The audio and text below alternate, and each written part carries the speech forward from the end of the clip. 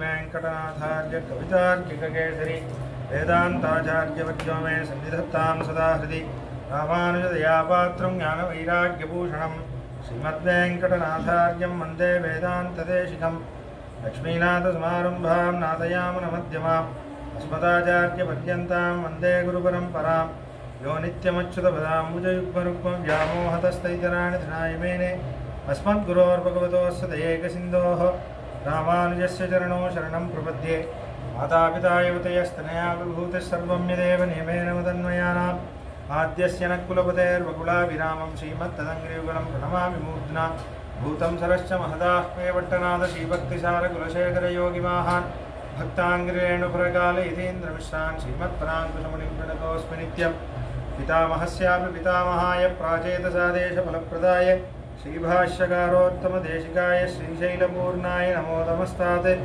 पूजन्तं राम रामेति मधुरं मधुराक्षरमारोह्य कविताशाखां वन्दे वाल्मीकिकोकिलं वाल्मीकिर्मुनिसिंहस्य कवितावनचारिणः शृण्वन् रामकथानादं कौनयाति पराङ्गतिं यः पिबन् सततं रामचरितामृतसागरं तप्तस्तं मुनिं वन्दे प्राचेतसमकल्मषं गोष्पदीकृतपाराशं मशकीकृतराक्षसं रामायणमहामालारत्नं वन्दे अखिलात्मजम् अंजनानंदनं वीरं जानकीशोकनाशनं कवीशमक्षहन्तारं वन्दे लङ्काभयङ्करं मनोजवं मारुततुल्यवेगं जितेन्द्रियं बुद्धिमतां वरिष्ठं वातात्मजं वानरयूथं मुख्यं श्रीरामदूतं शिरसा नमामि उल्लङ्घ्य सिन्धो सलिलं सलीलं यशोकवह्निं जनकात्मजायाः आदाय तेनैव ददाह लङ्कां नमामि तं प्राञ्जलिराञ्जनेयम् आञ्जनेयमतिपाटलाननं काञ्चनाद्रिकमनीयविग्रहं पारिजाततरुमूलवासिनं भावयामि पौमाननन्दनं यत्र यत्र रघुनाथकीर्तनं तत्र तत्र गतमस्तकाञ्जलिं बाष्पवारि परिपूर्णलोचनं मारुतिं नवतराक्षसान्तकं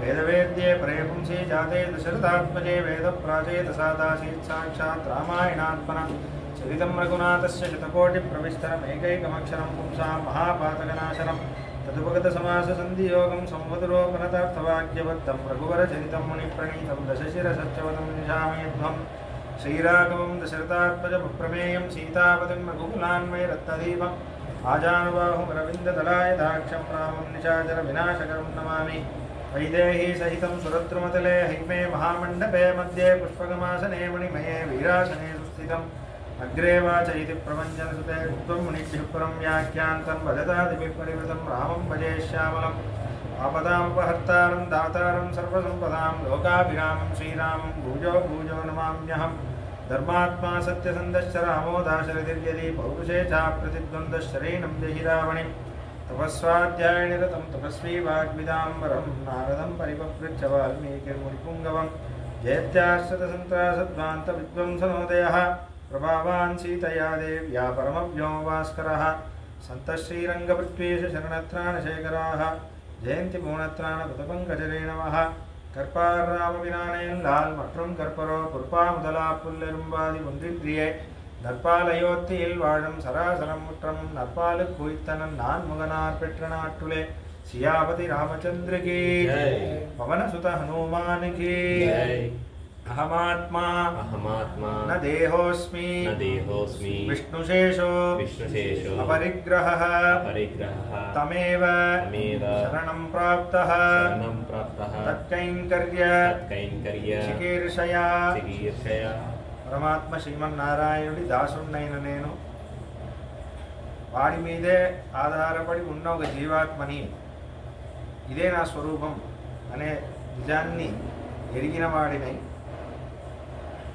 జీవితంలో నేను సాధించగలిగిందల్లా నేను ఏదీ సాధించలేను నా సొంత ప్రయత్నంతో ఒక ఆచార్యుని ఆశ్రయించి శరణాగతి చేయడం ఒక్కటే నేను చేయగలను అనే సత్యాన్ని గుర్తించి అది అనుష్ఠించి అది చేసిన పిమ్మట బతికున్నంతకాలం వాడికి నచ్చినట్టే నా జీవితాన్ని గడిపి వాడి కైంకర్యమే చేస్తూ ఆనందంగా నా జీవనాన్ని కొనసాగిస్తాను.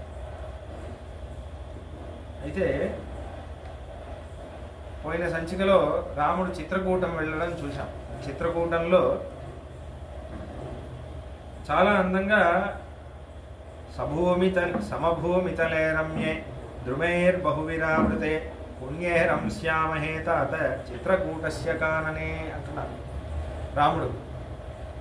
లక్ష్మణ చూసావా ఈ చిత్రకూటం ఎంత బాగుందో, ఎంత అందంగా ఉందో, ఇంతకంటే అందమైన ప్రదేశం మనకు దొరుకుతుందా? ఇక్కడే ఉందాం, చిత్రకూట కాననాలలో విహరిస్తూ సీతతో పాటు మనం ముగ్గురం ఇక్కడే కలిసి హాయిగా ఉందాం అని అనగానే అక్కడ వాల్మీకి మహర్షి కనిపిస్తున్నారు. అక్కడ వాల్మీకి మహర్షి ఆశ్రమం వెళ్ళగానే తాన్ మహర్షి ప్రముదిత పూజయామాస ధర్మవిత్ ఆస్యతామితి చోవాచ స్వాగతం తం నివేద్య చ. అక్కడ వాల్మీకి మహర్షి ఆశ్రమం దగ్గర చిత్రకూటమలలోనే వాల్మీకి మహర్షి ఉన్నారు, నివాసం చేస్తున్నారు. రాముడు రాజయ్యాక తమసా నది దగ్గర వస్తారు. బిట్టూర్ అనే ఒక ప్రదేశం అక్కడ ఉంది, తమసా నది వాల్మీకి మహర్షి ఆశ్రమం. ఉత్తరాఖండ్లో సీతమ్మ వాల్మీకి మహర్షి ఆశ్రమం, అక్కడే లవకుశుల జననం అవుతుంది. అయితే వాల్మీకి మహర్షి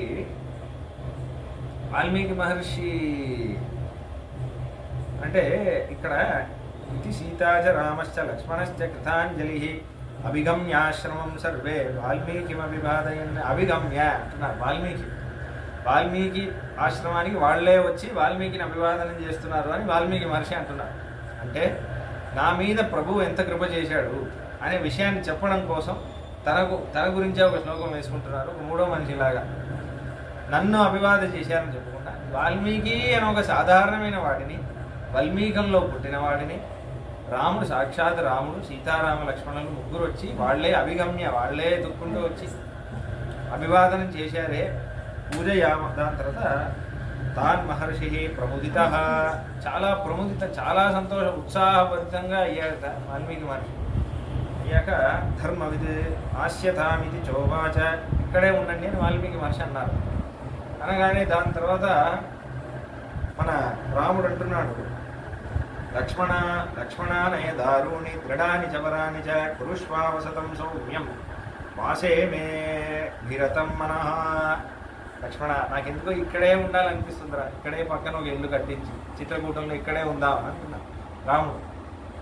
దాని తర్వాత తస్య తత్వచనం శుత్వా సౌమిత్రిర్వివిధాంతృమాన్, వెంటనే వివిధ రకమైన చెట్లన్నీ నరికి కట్టలన్నీ తీసుకొచ్చి ఆకులన్నీ తీసి వెంటనే ఒక ఇల్లు కడుతున్నారు లక్ష్మణ స్వామి.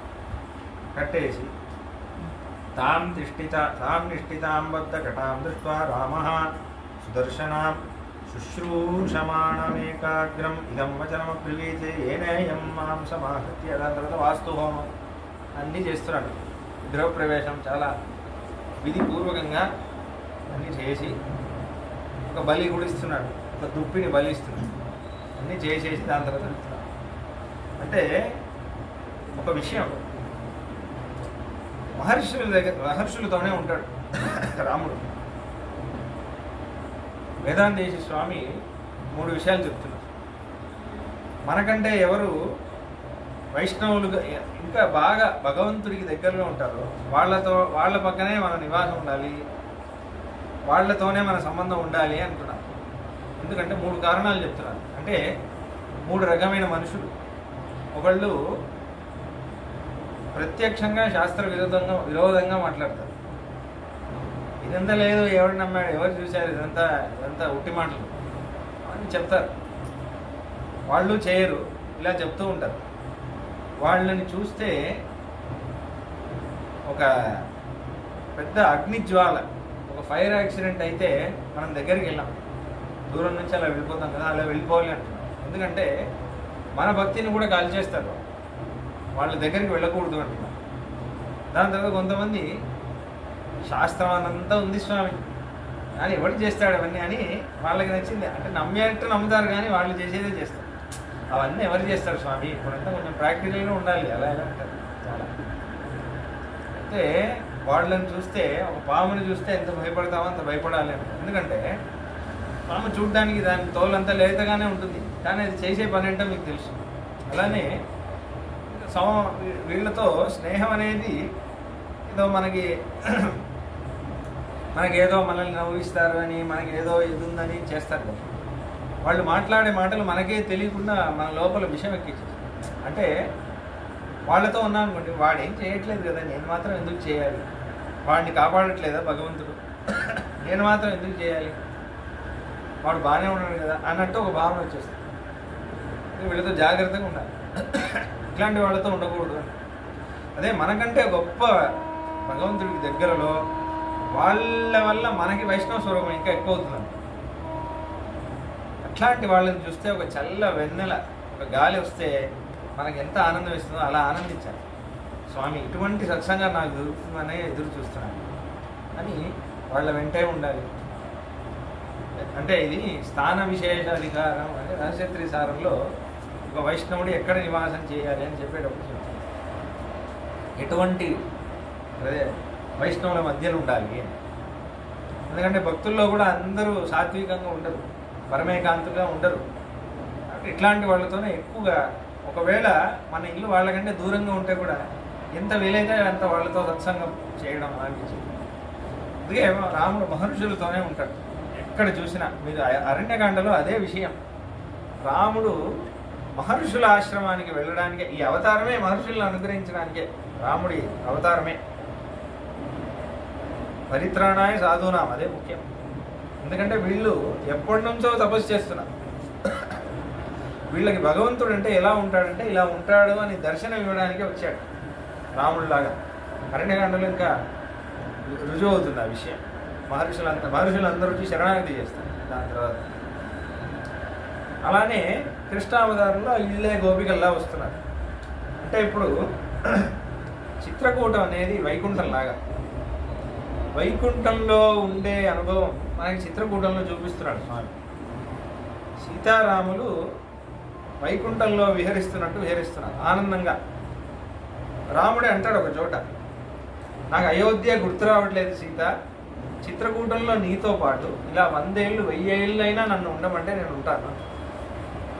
అంత ఆనందంగా ఉంటున్నాడు రాముడు. అయోధ్యనే గుర్తు రావట్లేదు అసలు.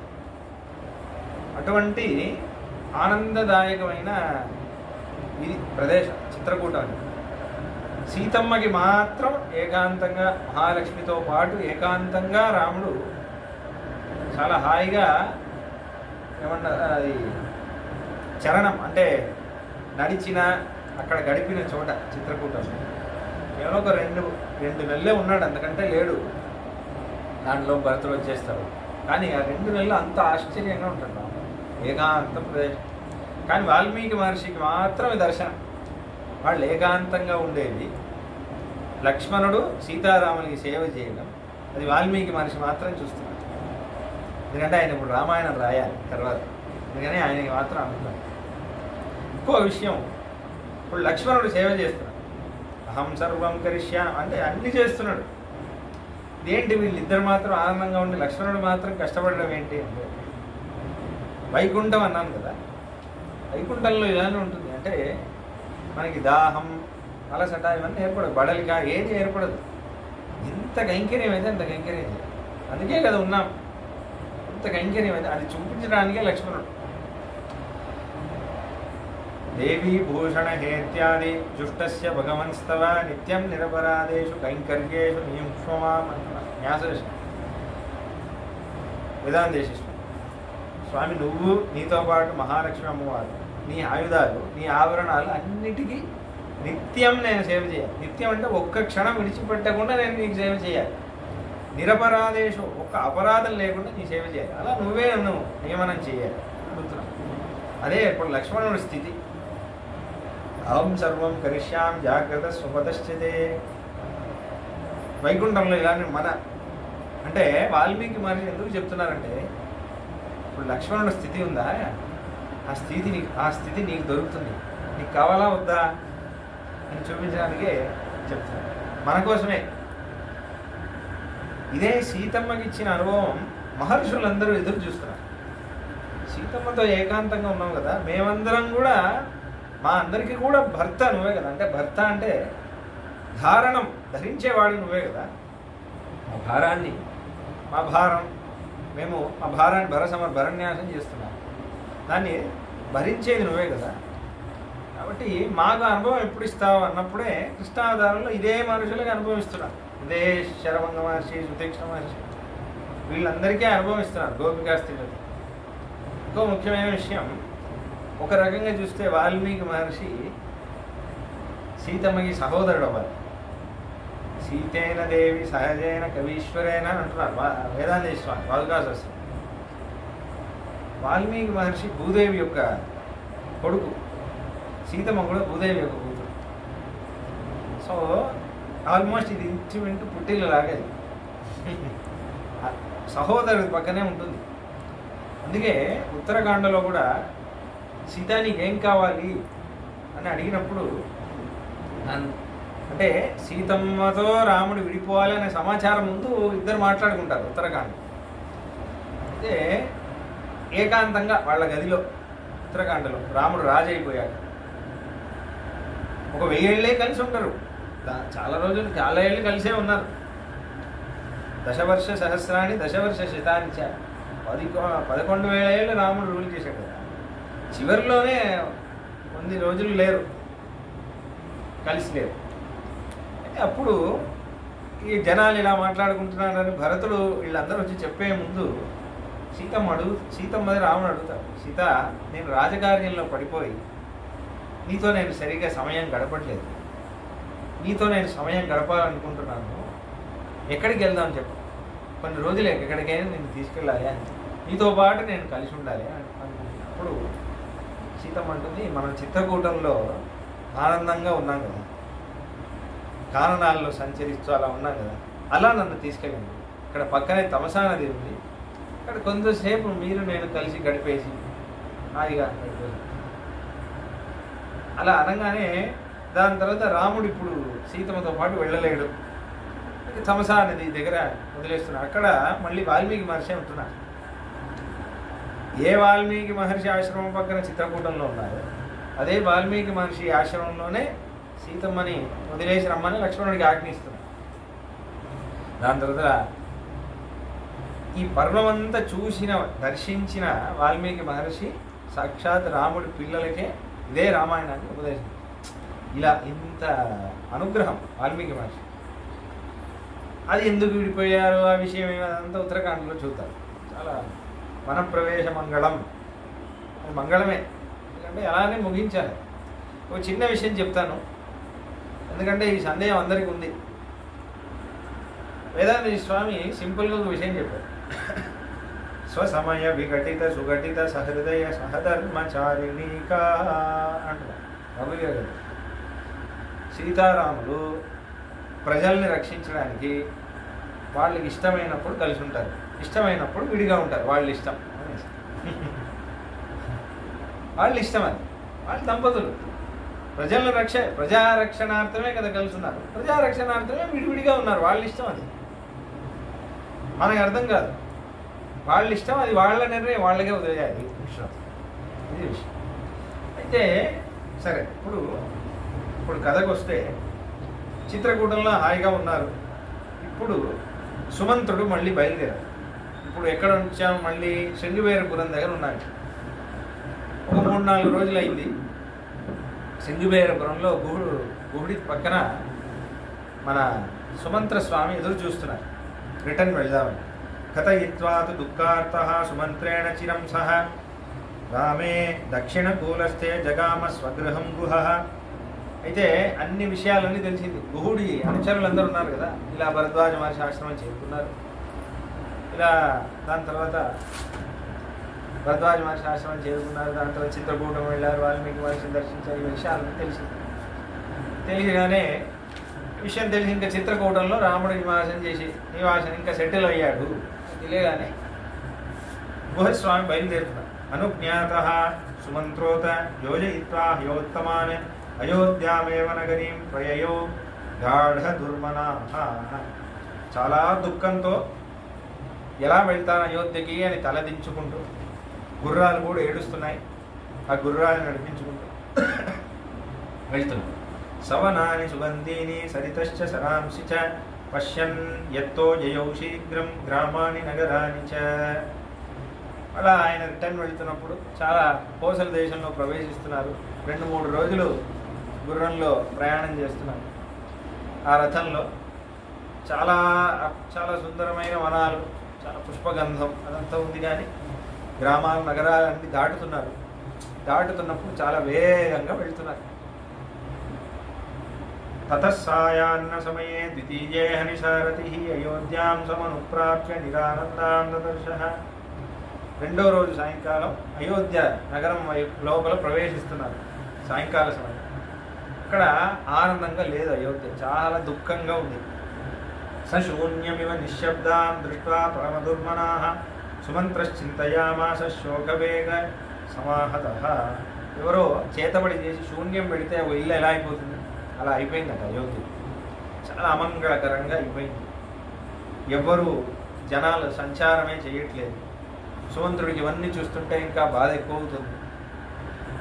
కచ్చిన్న సగజా సాశ్వాస జనా సజనాదిపాః రామసంతాప దుఃఖేన దగ్ధాశోకాగ్నినా పురీ. ఏనుగులు కనిపించట్లేదు, గుర్రాలు కనిపించట్లేదు, రోడ్ అంతా ఖాళీగా ఉంది. లాక్డౌన్ పీరియడ్లో ఎలా ఉంది అలా ఉంది. మించి మీకు అర్థమయ్యే భాషలో చెప్పాలి, అసలు మొత్తం ఖాళీగా ఉంది, ఎవ్వరు సంచారం లేదు, అలా ఉంది. దాని తర్వాత సుమంత్రమభిధావంతః శతశోథ సహస్రశః క్వరామైతి పృచ్చంతః సూతం అభ్యద్రవన్నరాః. సుమంత్రుడి రథం చప్పుడు విని కొంతమంది ఇళ్ల నుంచి బయటకు వస్తున్నారు. రాముడు వచ్చాడేమో మళ్ళీ అని ఒక ఆశతో, రథం వచ్చింది రాముడు వచ్చాడో ఏమో అని చూస్తే రథంలో రాముడు లేడు. అయితే సుమంత్రుడు వేగంగా వీళ్ళు ఏమైనా అడుగుతారేమో ఇలా చేసి అడుగుతారు కదా, వేగంగా వెళ్తుంటే వాళ్ళందరూ చుట్టుముట్టేసి రథాన్ని బ్లాక్ చేసేసి రామైతే పృచ్చంతః, రాముడు ఎక్కడా అని అడుగుతున్నారు. సింపుల్ స్ట్రైట్గా ఒక క్వశ్చన్, రాముడు ఎక్కడ, నువ్వు మాత్రం వచ్చావే సుమంత్ర, రాముడు ఎక్కడా అని అడుగుతున్నారు. తేషాం సశంస గంగాయాం హమాపృచ్ఛరాగమం అనుజ్ఞాతో నివృత్తోస్మి ధార్మికేన మహాత్మనా తే తీర్ణా ఇది విజ్ఞాయ బాష్పూర్ణముఖా నరాః అహో దిగతి నిశ్వస్య ఆరామేతి విచక్షుషుః. మహాత్ముడు ధర్మాత్ముడైన నా ప్రభు రాముడు గంగానది దాటాక, సుమంత్ర ఇక్కడ వరకు నువ్వు వచ్చింది చాలు, నువ్వు ముందు అయోధ్య వైపు వెళ్ళిపోయింది నా ఆజ్ఞ అని చెప్పాడు. పితృవాక్య పరిపాలనలో నిరతుడైన నా ప్రభు వనవాసం వెళ్ళే తీరుతాను అని ప్రతిజ్ఞతో నాన్నని సత్యంలో ప్రతిష్ఠితం చేయడం కోసం బయలుదేరాడు. నా ప్రభు ఆజ్ఞ కంటే మించినేం లేదు కాబట్టి నాకు దుఃఖం వేసినా నేను తిరిగి మళ్ళీ అయోధ్యపురికి వచ్చాను తండ్రి, నన్ను నాకు దారి ఇవ్వండి, నేను దశరథ మహారాజాని కలవడానికి వెళ్ళాను.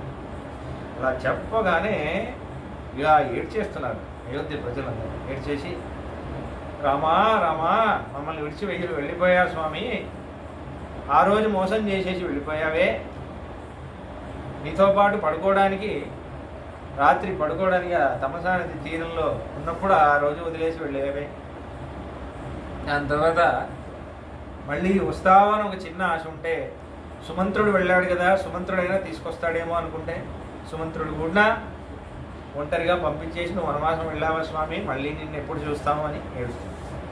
దాని తర్వాత ఒకళ్ళు మాట్లాడుకున్నారు. చాలా అందమైన సంభాషణ ఇది. అయితే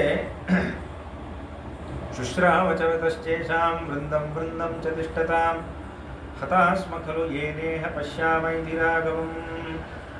ఇలా మాట్లాడుతుంటే అందరూ వచ్చేసారు ఇంటి నుంచి బయట, ఒక్కొక్కళ్ళు వచ్చేస్తున్నారు బయట, ఏదో మాట్లాడుతున్నారు, జరుగుతున్నారు, ఏడుస్తున్నారు. చూస్తుంటే రాముడు లేడు ఇంకా మాట్లాడడానికి ఏముంది అని ఇంటి బయట గుమ్మం బయట వచ్చి సుమంత్రుడిని చూసి ఏడ్చేసి లోపలికి వెళ్ళిపోతున్నారు. దాని తర్వాత కొంతమంది వీధుల్లోనే మాట్లాడుకుంటున్నారు. దానయేషు సమాజేషు మహత్సు చ నద్రక్ష్యామ పునర్జాతో ధార్మికం రామమంతరా. అయోధ్యలో ఎక్కడైనా ఎవరైనా దానం చేస్తుంటే దానం కరెక్ట్గా లేదా జరుగుతుందా లేదా అని చూడడానికి నా స్వామి రాముడు వస్తాడు. ఎక్కడైనా యజ్ఞం జరుగుతుంటే యజ్ఞం క్రతువులన్నీ సరిగ్గా చేస్తున్నారా లేదా అని ఒకసారి పర్యవేక్షించడానికి ఒకసారి నా ప్రభు రాముడు వచ్చి చూసేసి వెళ్తాడే. వివాహేషు, ఊర్లో ఎవరి వివాహమైనా ఎవరింట్లో పండగైనా ఉత్తరకాండలో వస్తుంది, చిన్న పిల్లోడి బర్త్డే, రాముడు ఏనుగులో వెళ్తూ ఉంటాడు రాజమార్గంలో. స్వామి వాళ్ళు నా పుట్టినరోజు మా ఇంటికి రావాలి అంటే వెళ్తాడు, ఇంటికి వెళ్తాడు. మరి మా ఇంట్లో వివాహం అంటే వస్తాడే రాముడు. విషయం ఏ పండుగ అయినా సొంత బంధువులు రాకపోయినా రాముడు వస్తాడే ప్రభు, యువరాజా అయినా అందరినీ వచ్చి పలకరిస్తాడే. సమాజేషు మనస్సుచ, ఏ చిన్న ఉత్సవమైనా, ఒక ఉపనయనం కానివ్వండి, పుట్టినరోజు కానివ్వండి, ఏదైనా కానివ్వండి, వచ్చి అందరినీ పలకరిస్తాడే. మీ ఇంట్లో బాబు పుట్టాలే, పుట్టాడా, మీ కోడలు గర్భిణీగా ఉందే, ఎన్నో నెల బాగా చూసుకుంటారా అన్నీ అడుగుతాడే, కుశల ప్రశ్నలు అడుగుతాడే. మళ్ళీ ఆ రాముడిని ఎప్పుడు చూస్తాం ఏడుస్తున్నా. కిం సమంత జనస్యాస్య కిం ప్రియం కిం కావహం, ఊరికి అడుగుతాడే. మీకు అన్నీ కరెక్ట్గా లభిస్తున్నాయా? రాజ్యం నుంచి మీకు సౌకర్యాలన్నీ సరిగ్గా ఉన్నాయా? మీ ధార్మికత అంతా మీ ధర్మాలను మీరు సరిగ్గా పాలన చేస్తున్నారా? మీకు ఏదైనా కావాలా? మీకు ఏదైనా ఇష్టమా? నన్ను ఏదైనా చెయ్యాలా? నేను రాజాతో ఏదైనా మాట్లాడాలా? ఇంకేదైనా కొరతుందా అని మళ్ళీ మళ్ళీ మళ్ళీ మళ్ళీ అడుగుతూ ఉంటాడే. ఆ రాముడిని మళ్ళీ ఎప్పుడు చూస్తాం? వాధాయనగతానాం చ స్త్రీణామన్వంతరామనం రామమేవాభితప్తానాం శుశ్రావ పరిదేవనా. కిటికీల నుంచి కొంతమంది స్త్రీలు కిటికీల నుంచి తొంగి చూస్తున్నారు. సుమంత్రుడు వాళ్ళని చూడగానే దుఃఖంతో సుమంత్రుడిని చూసేసి కళ్ళు తెచ్చుకొని తలుపులు కిటికీలు వేసుకొని లోపల ఏడుస్తున్నారు. ఏడ్చేసి రాజమార్గ మధ్యేన సుమంత్ర పిహితాననః ఎత్ర రాజా దశరథ తదేవోపాయయో గృహం. ఇవన్నీ చూడలేకపోతున్నాడు సుమంత్ర స్వామి. ఇంత కష్టం అయోధ్యవంతం. ఇంకా ఎక్కడ ఆగకూడదు, ఎవరితో మాట్లాడకూడదు. నేరుగా దశరథ మహారాజా ఎక్కడున్నారో అక్కడ వెళ్ళిపోవాలి అని. తతో దశరథ అయితే అక్కడ దశరథ మహారాజా భవనానికి వెళ్ళారు. 7 కక్షలు దాటితే 8 కక్షలో సుమంత్ర స్వామి ఉన్నారు. అక్కడ ఒక్కొక్క సైనికులు భటులు అందరూ అడుగుతున్నారు, స్వామి రాముడు ఎక్కడ? ఎవరి ప్రశ్నలు వినట్లేదు. ఎంతమందికి చెప్తాం, అదే ఇది చెప్తాం, ఏడుపు వస్తుంది. వీళ్ళ ఇంకా శోకం ఎక్కువ అవుతుంది. దశరథ మహారాజా ఉన్న భవనానికి వెళ్తున్నారు. తతో దశరథ స్త్రీణాం ప్రాసాదేభ్యస్తతస్తతః రామశోకానుతప్తానాం మందం శుశ్రావ జల్పితం. అలా చూడగానే 7వ కక్షలో వెళ్తున్నాడు. అక్కడ అంతఃపురంలో ఇంకా 350 భార్యలందరూ ఉన్నారు కదా, వాళ్ళందరూ చూసేసి వాళ్ళు కంట్లో నీళ్లు పెట్టుకొని వాళ్ళు ఒకళ్ళతో ఒకళ్ళు మాట్లాడుకుంటున్నారు. సహ రామేణ నిర్జ్ఞాతో వినాన్ రామమిహాగతః సూత కిం నామ కౌసల్యాం క్రోశంతి ప్రతివేక్షతి. చూసావటే, చూడు సుమంత్రుడు మళ్ళీ ఒంటరిగా వచ్చాడంటే రాముడు రాలేదని అర్థం. ఏం చెప్తాడో కౌసల్యమ్మకి, ఏం చెప్తే కౌసల్యమ్మ శాంతం అవుతుంది? నిజంగా కౌసల్యమ్మలో శాంతం నింపగలడా? నింపినా కౌసల్యమ్మ దుఃఖాన్ని తీర్చగలడా? మనకే ఇంత దుఃఖం వేస్తుంది, కౌసల్యమ్మకి ఎలా అని అంటున్నారు. యథా చమన్యే దుర్జీవం ఏవం న సుతరం ధ్రువం ఆచిధ్య పుత్రే నిర్యాతే కౌసల్యా యత్ర జీవతి. అమ్మా, మీ కొడుకు రాముడు వనవాసంలో చేరుకున్నాడమ్మా, చిత్రకూటంలో వనవాసం చేరుకున్నాడమ్మా అని చెప్తే కౌసల్యమ్మ ఇలా ప్రతిస్పందిస్తుంది. ఏమనుకుంటుంది? సత్యరూపంతో తద్వాక్యం రాజ్యశ్రీనా. ఇవన్నీ వింటున్నారు, చెవిలో వినపడుతుంది. అలానే వెళ్ళారు. దాని మీద సప్రవిశ్య అష్టమీ కక్షాం రాజానం దీనమాతరం. ఆతురతతో దీనంగా దశరథ మహారాజా ఇలా ఉన్నారు. ఏడుస్తూ పుత్రశోక పరిధ్యూనం అపశ్యత్ పాండురే గృహే. అలా వెళ్ళి అభిగమ్య తమాసీనం రాజానం అభివాద్య చ సుమంత్రో రామోచనం యథోక్తం ప్రత్యవేదయత్. ఇలా వెళ్ళి రాముడి దగ్గర అభివాదన చేశారు సుమంత్ర స్వామి. సతూష్ణీమేవ తచ్చుత్వా రాజా విధృతమానసః మూర్ఛితోన్యపతద్భూమౌ రామశోకాభిపీడితః. అలా చెప్పగానే సుమంత్ర, నా కొడుకు రాలేదు కదూ, రాముడు ఎక్కడా అని అడిగారు. లేదు స్వామి అని చెప్పగానే ఏడ్చి మంచం నుంచి కింద పడిపోయారు దశరథ మహారాజు. మళ్ళీ ఏడుస్తుంది. అయితే సుమిత్రయాచు సహిత కౌసల్యా పతితం పతిం ఉత్థాపయామాస తదా వచనం చేదమబ్రవీత్. ఆయన పడిపోగానే ఢప్పని శబ్దం వచ్చింది కదా. సుమిత్రమ్మ కౌసల్యం ఇద్దరు పరిగెట్టి ఒక్కొక్క భుజంతో ఇద్దరు మెల్లగా లేపి ఆయన్ని కూర్చోబెట్టి మళ్ళీ ఆయన స్థితికి వచ్చేటంతవరకు పక్కన ఉంటున్నారు. దాని తర్వాత కౌసల్యమ్మ మాట్లాడుతుంది. ఇదం తస్య మహాభాగ దూతం దుష్కరకారిణ వనవాసాదు అనుప్రాప్తం తస్మాన్న ప్రతిభాషసే అద్యే మమనయం కృత్వా వ్యపత్రపసి రాఘవ ఉత్తిష్ట సుకృతం తేస్తు శోకేన స్యాత్ సహాయత దేవయస్యాభయాత్రామం నా. అయితే చాలా అందంగా ఒక మాట అంటున్నారు కౌసల్యమ్మ. అయితే అధ్యే మమనయం కృత్వా వ్యపత్రపసి రాఘవ ఉత్తిష్ట సుకృతం తేస్తు శోకేన స్యాత్ సహాయత. మీరు సత్యప్రతిజ్ఞ అని పంపించారు కదా, మీరే పంపించారు. రాముడు వనవాసం వెళ్ళాడు, వనవాసం అంటే ఎవరు పంపించారు? మీరే కదా పంపించింది. మీరు సత్యప్రతిజ్ఞ, నేను సత్యం, నాకు సత్యమే ముఖ్యం అంటే ధైర్యంగా ఉండండి, ఇవన్నీ ఎదుర్కోవాలి మీరు. సరే రాముడు అంటే ఇష్టం అంటే రాముడిని మళ్ళీ తీసుకొని రండి. రాముడి మీద మనసు కొట్టుకుంటుందంటే రాముడిని తీసుకొని రండి, సత్యాన్ని వదిలేయండి. సత్యమే కావాలంటే దీన్ని తట్టుకోండి. మీకు సత్యము కావాలి, రాముడు పక్కన లేదని ఏడుస్తున్నారంటే మీరు ఇలా చేయడం వల్ల మాకు దుఃఖం ఎక్కువ అవుతుంది. మీరు ఏదో ఒకటి కుదుటిగా ఈ పక్కనే ఉండండి, ఆ పక్కనే ఉండండి, మీరు స్థిమితంగా ఉండాలి. ఏంటి మీరు ఊరికే మూర్చబడిపోతున్నారు? మీరు ధైర్యంగా ఉండాలా వద్దా అని అడుగుతుంది దశరథ మహారాజు గారు. సుమంత్రుడు వచ్చాడు కదా, కైకేయి కూడా పక్కన లేదు. దేవయస్యాభయాత్రామం నానృపృచ్చసి సారథిం నేహ తిష్టది కైకేయి విశ్రద్ధం ప్రతిభాష్యత. సుమంత్రుడు వచ్చాడు, రాముణ్ణి క్షేమంగా వనవాసంలో ఇది చేసేసి వచ్చాడు, అన్నీ తెలుసు. ఏం సందేశమో తీసుకొచ్చాడు రాముడు, మనకి ఏం సందేశం ఇచ్చాడు? కైకేయి కూడా లేదు, ఇంకెందుకు భయపడుతున్నారు? చెప్పేది వినండి. ఊరికే మూర్చబడిపోవడం, ఇలా ధైర్యంగా ఉండాలి. మీరు మహారాజా అంటే ఎలా ఉండాలి, ఎంత ధైర్యంగా ఉండాలి. అలా ఉండకుండా మీరు ఇలా చేయడం వల్ల మాకు దుఃఖం ఎక్కువ అవుతుంది. ఆలోచిస్తే ఎమోషనల్ విషయంలో మనం అనుకుంటాం మగవాళ్ళకి ధైర్యం ఎక్కువ అని, కానీ ఆడవాళ్ళే చాలా బాగా హ్యాండిల్ చేస్తారు కొన్ని విషయాలు. వాళ్ళు కొంచెం వల్నరబుల్, అంటే కొంచెం వీక్, కొంచెం ఒక వీకెస్ట్ సైడ్ ఉంటుంది. అది చాలా బయటికి రాలేరు ఒక్కొక్కసారి. అంటే కోపింగ్ మెకానిజం తక్కువ. స్త్రీలే చాలా తొందరగా కోపం అయిపోతుంది. సింపుల్ ఉదాహరణ ఏంటంటే, వృద్ధాప్యంలో భార్య వియోగం అయిందనుకోండి, మగవాళ్ళు తల్లడిల్లిపోతారు. ఆడవాళ్ళే ధైర్యంగా ఉంటారు, మగవాళ్ళు ఉండలేరు, పిచ్చోళ్ళు అయిపోతారు.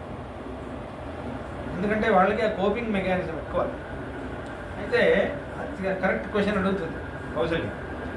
దాని తర్వాత విలపంతీం తథా దృష్ట్వా కౌసల్యాం పతితం భువి పతిం చావేక్షతా సర్వా సమంతాత్ దుర్దశ్రియాః. ఇలా చెప్పంగానే ఇలా కౌసల్యమ్మ ఇలా దశరథ మహారాజు ధైర్యం చెప్తుంటే మిగతా స్త్రీలందరూ ఏడుస్తున్నారు.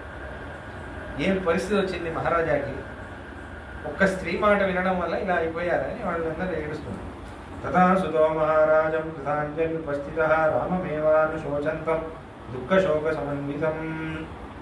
అలా దాని తర్వాత దశరథ మహారాజా మెల్లగా మన ఈయన వైపు తిరిగి, సుమంత్రుడి వైపు తిరిగి, వనువత్ససి ధర్మాత్మ వృక్షమూలం ఉపాశ్రిత. ఎక్కడుంటున్నాడు నా రాముడు, నా ధర్మాత్ముడు, నా కొడుకు? ఏమంటావు సుమంత్ర, పెద్దగా ఏమంటావు సుమంత్ర? నువ్వు చెట్టు కింద పడుకుంటున్నాడు అంటావు, కందమూలాలు తింటున్నాడు అంటావు. దాని తర్వాత దుఃఖస్యానుశోచితో దుఃఖం సుమంత్ర శయనోచిత భూమిపాలాత్మజో భూము శేతే కథం అనాథవత్. అందరికీ నాథుడు అవ్వాల్సిన వాడు అనాథగా ఉంటున్నాడు వనంలో అంట. మొత్తం భూమిని పాలించే అర్హత ఉన్న నా కొడుకు భూమిలో పడుకుంటున్నాడు అంట. యం యాంతమను యాంతి స్మ వదాతిరత కుంజరాః సవత్స్యతి కథం రామో విజనం మనమాశ్రితః. రాముడు ఇలా వెళ్తుంటే వెనకాల అక్షోహిణి సైన్యం, రథాలు, గుర్రాలు, ఏనుగులన్నీ వెళ్తాయి. అటువంటి నా రాముడు ఏకాకి జీవితంగా వనంలో సంచరిస్తూ బతుకుతున్నాడు అని అంటారు. యాలైర్మృగైర్ ఆచరితం కృష్ణ సర్పనిషేవితం కథం కుమారో వైదేహ్యా సార్థం మనముపాశ్రితౌ సుకుమార్యా తపస్విన్యా సుమంత్రసహ సీతయా రాజపుత్రో కథం పాదేరవరూహ్య సగతాద్గతో. రథంలో వెళ్ళడం తప్ప నడవదని తెలియదే, సుకుమారి అయిన నా కోడలు అక్కడ కష్టపడుతుంది అని అంటావు. ఇంకేమంటావు నువ్వు?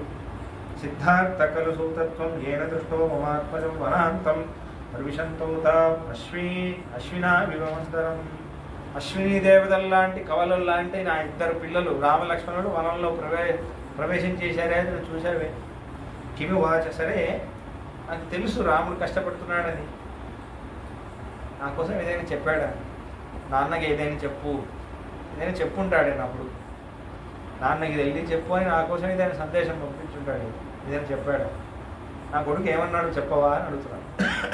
కిము వాచవచో రామ, సరే లక్ష్మణుడు నా మీద చాలా కోపంగా ఉండుంటాడు. కోపంలో లక్ష్మణుడు ఏదైనా అన్నుంటాడు కదా, అది కూడా చెప్పు. నా కొడుకు వాడు కాకపోతే ఎవరు నా మీద కోపపడతారు? వాడి కోపంలో న్యాయం ఉంది కదా. వాడు ఏమన్నాడు? సుమంత్రవనవాసాద్య కిమి వాచమైతిని, నా కోడలు ఏమనింది మామగారి గురించి?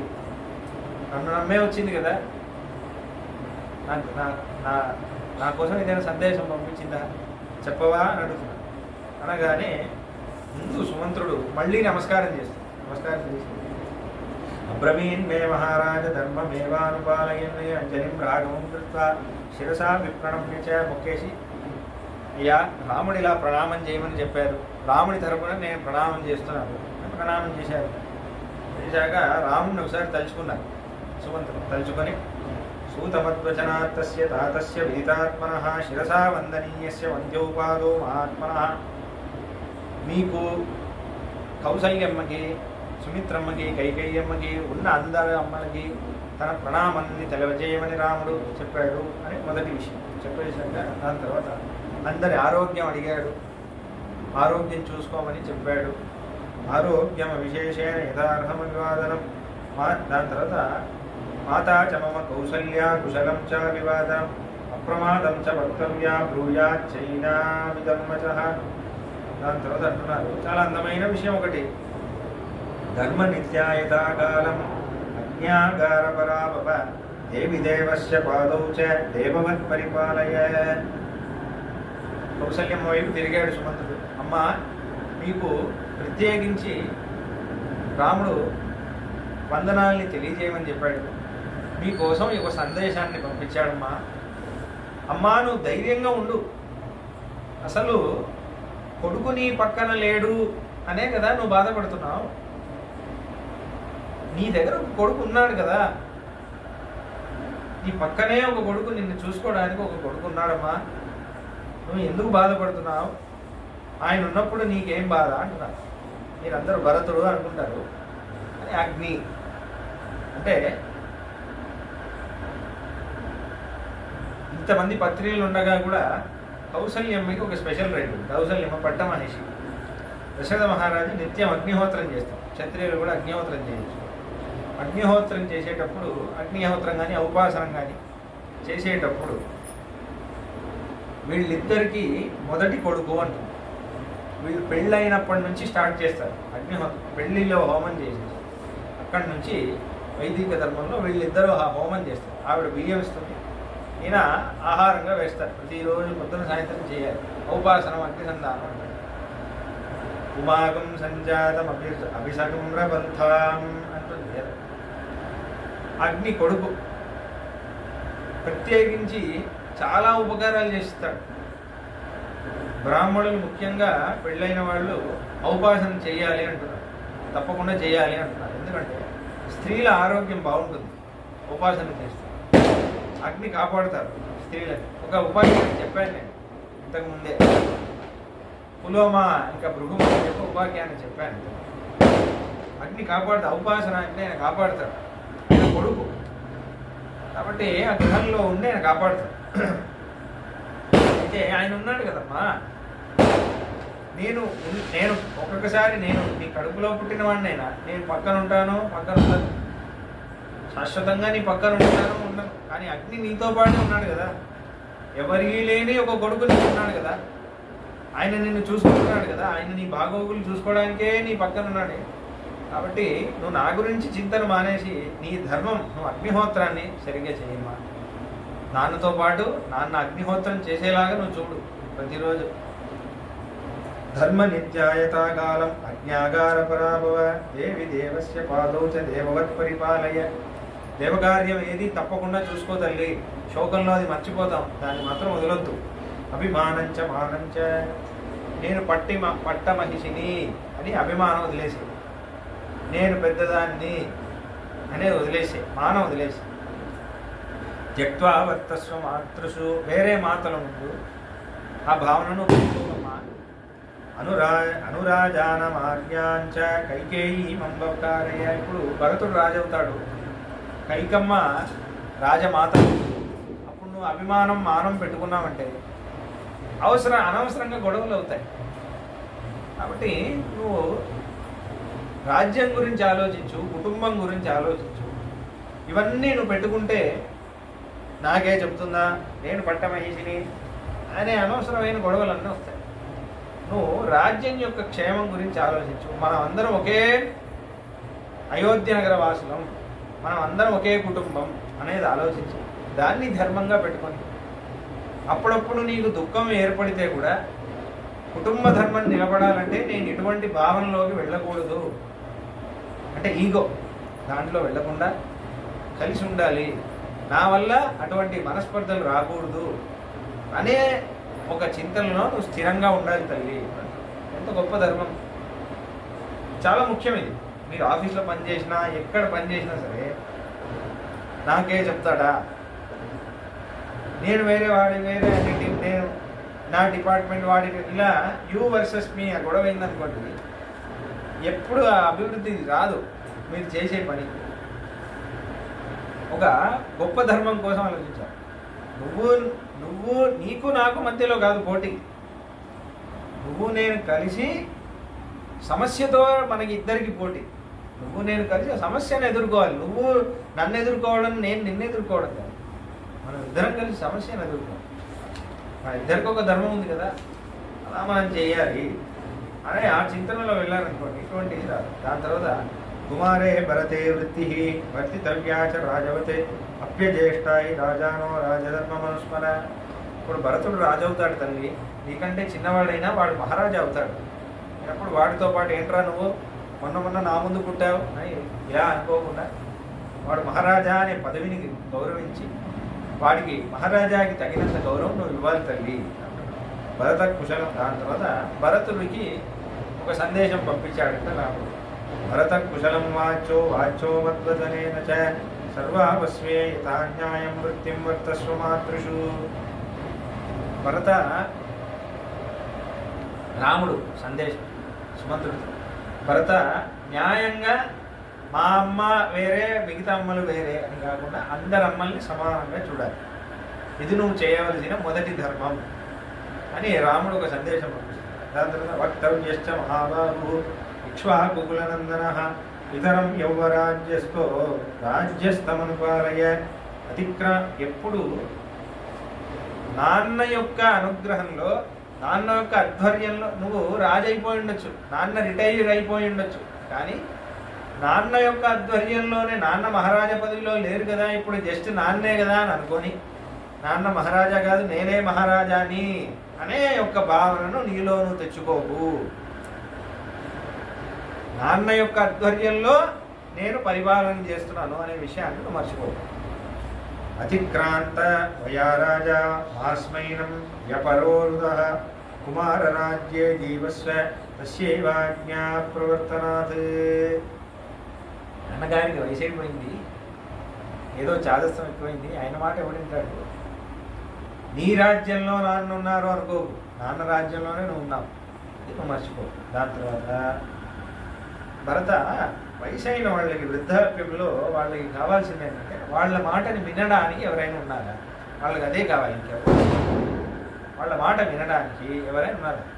వాళ్ళు చిన్న చిన్న కోరికలు ఏదో అడుగుతారు, ఇలా చేయి అలా చేయి, అంతే కదా నాన్న, అంతే కదమ్మా, చేస్తే అయిపోయింది అంతే. దాంట్లో వివాదం అంతదే, ఇదేందుకు నేను చేయను, ఇది తప్పు, వివాదం అంతా చేయకుండా అంతే కదా, చేద్దాంలే ఏముందమ్మా, చిన్న విషయమే కదా, ఏంటి అక్కడ వెళ్ళాలా, అది తినాలా, సరే రేపే చేద్దాం, ఆ గుడికి వెళ్ళాలా, సరే రేపు వెళ్తే అయిపోయింది అంతే. ఇలా అంటే ఇది చాలా ఈజీగా రాదు, నేను చెప్తున్నాను కదా, నాకేముందో లేదో తెలియదు, కానీ ఇది రావాలి, ఎందుకంటే ఇది రాముడి మాట. పెద్దవాళ్ళ దగ్గర ఇంట్లో ఎలా ఉండాలో రాముడు కుటుంబ ధర్మం రాముడు ఎలా చెప్తున్నాడు చూడండి.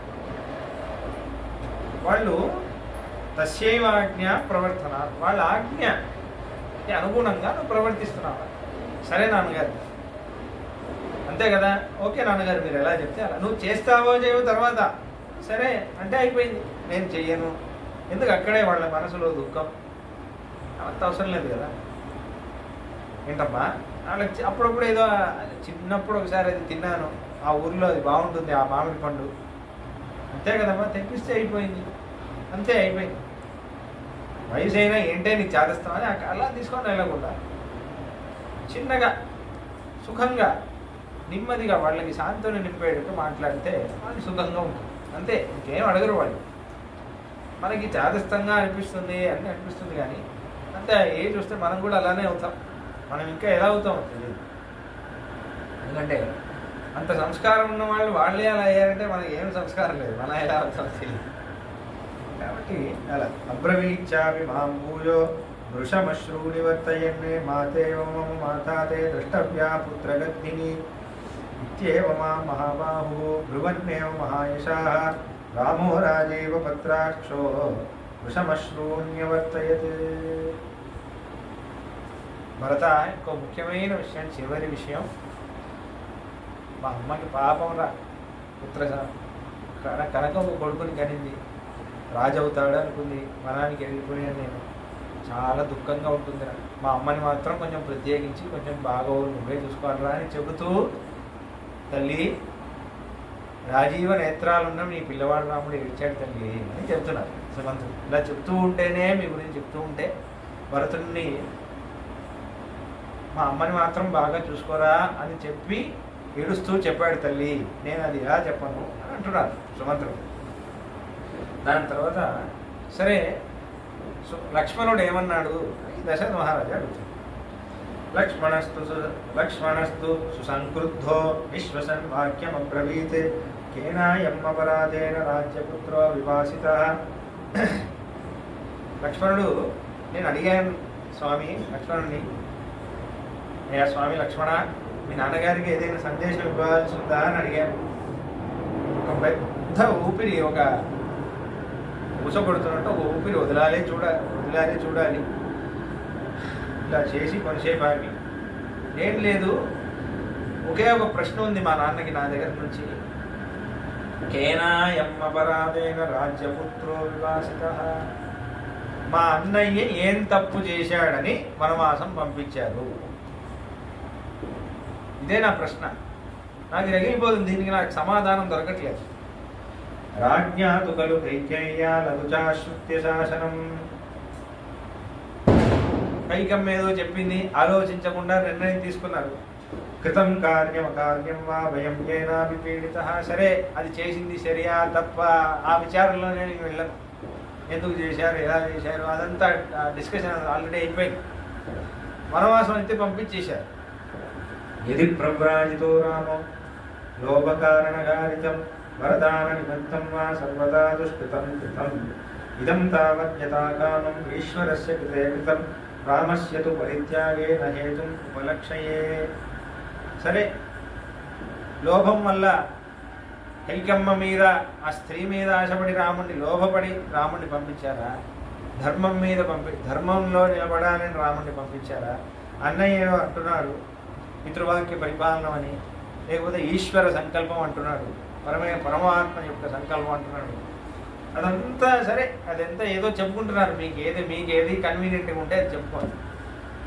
నాకైతే ఏమనిపిస్తుందంటే సర్వదా దుష్కృతం కృతం, చాలా అన్యాయంగా ఉంది, చాలా అన్యాయంగా ఉంది. వరం ఇచ్చింది మీరు, అడిగింది కైకేయి. ఏ పాపం చేయని నా అన్నయ్య ఎందుకు వనవాసం వెళ్ళాలి? ఏం చేశాడు ఆయన? సంబంధమే లేదు. ఇది తీసుకున్న నిర్ణయం నాకు సంతోషంగా లేదు, నేను మాత్రం సంతృప్తిగా లేను. నా అన్నయ్య కష్టం ఎందుకు అనుభవించాలి? ఎవరికి ఏ పాపం చేయని నా అన్నయ్య, ఆయన ఎందుకు? మీరు బాగుండాలని మీరు వరం ఇచ్చారు, ఆ వరం మీరు నెరవేర్చాలంటే మీ తలనొప్పది, దానికి మా అన్న ఎందుకు వలేవ్వాలి? కాబట్టి నాకు ఇది న్యాయంగా అనిపించట్లేదు మీరు చేసింది.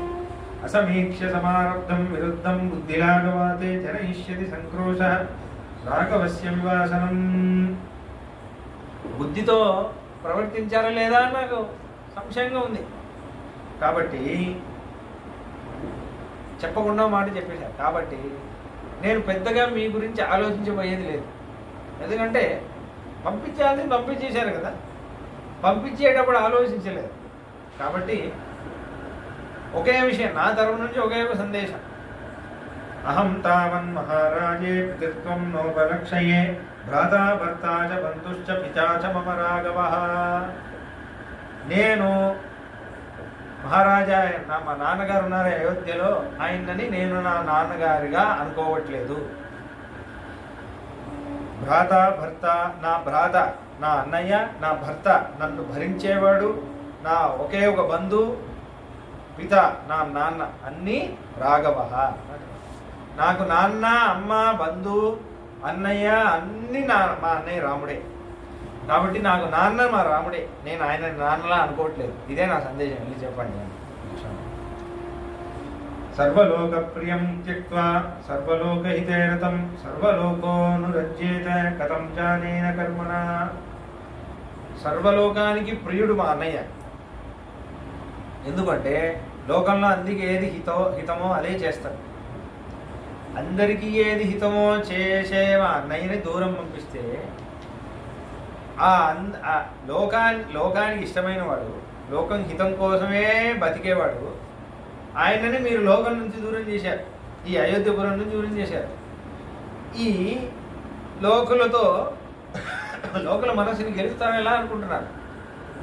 నేను మిమ్మల్ని నాన్నగా స్వీకరించడం కాదు, వాళ్ళే మిమ్మల్ని రాజాగా స్వీకరించారు అనేసాడు. సర్వప్రజాభిరామం హి రామం ప్రవ్రజ్య ధార్మికం సర్వలోక విరోధేన కథం రాజా భవిష్యతి. లోకాన్ని విరోధంగా చేసేసి ఎవరికి ఇష్టం లేదు రాముడు వనవాసం. ఇంకేంటి రాజా నేను రాజా, మీరు రాజా ఎలా అవుతారు అని అన్నారు. ఇదే సందేశం. దాని తర్వాత ఇలా జానకి లక్ష్మణుడు కొంచెం మనలాగా ఆలోచిస్తాడు. మన సిచ్యువేషన్ ఎలా ఉంటే అలానే ఆలోచిస్తాడు. కానీ అంటే లక్ష్మణుడి స్థితి ఎలా అంటే, వైష్ణవ ధర్మం ఒక ధర్మం ఉంది, మనందరికీ ఉంది. అది శారీరకంగా పితృవాక్య రాముడు శారీరక ధర్మం చూపిస్తున్నాడు, మనుష్య ధర్మం రాముడు. లోపల ఆత్మకి అని ఒక ధర్మం ఉంది. ఇప్పుడు ప్రహ్లాదుడు ఉన్నాడు, ప్రహ్లాదుడు రెండూ చూపిస్తున్నాడు. ప్రహ్లాదుడు హిరణ్యకశిపుడు చెప్పిందన్నీ విన్నాడు, ఒకటే వినలేదు. నారాయణుణ్ణి పూజించకుండా నన్ను పూజించు అనే ఒక విషయమే వినలేదు, మిగతా అంతా విన్నాడు. ఎందుకు అంటే అది ఆత్మధర్మం. నారాయణుడు నా ఆత్మబంధువు. శరీరానికే నువ్వు నాన్న, శారీరకంగా ఏమేమి సేవ చేయాలో అన్నీ చేస్తాను, కానీ ఆత్మగా ఆయనే నాన్న, ఆయనే బంధువు. ఆయన నువ్వు పూజించొద్దానే, నువ్వు శారీరకంగా నాయనైనా సరే నీకు చెప్పే రైట్ లేదు, నేను చేస్తాను. ఒక్కొస్తాను చంపేస్తాను అంటే చంపు, నా ఆత్మధర్మం అది.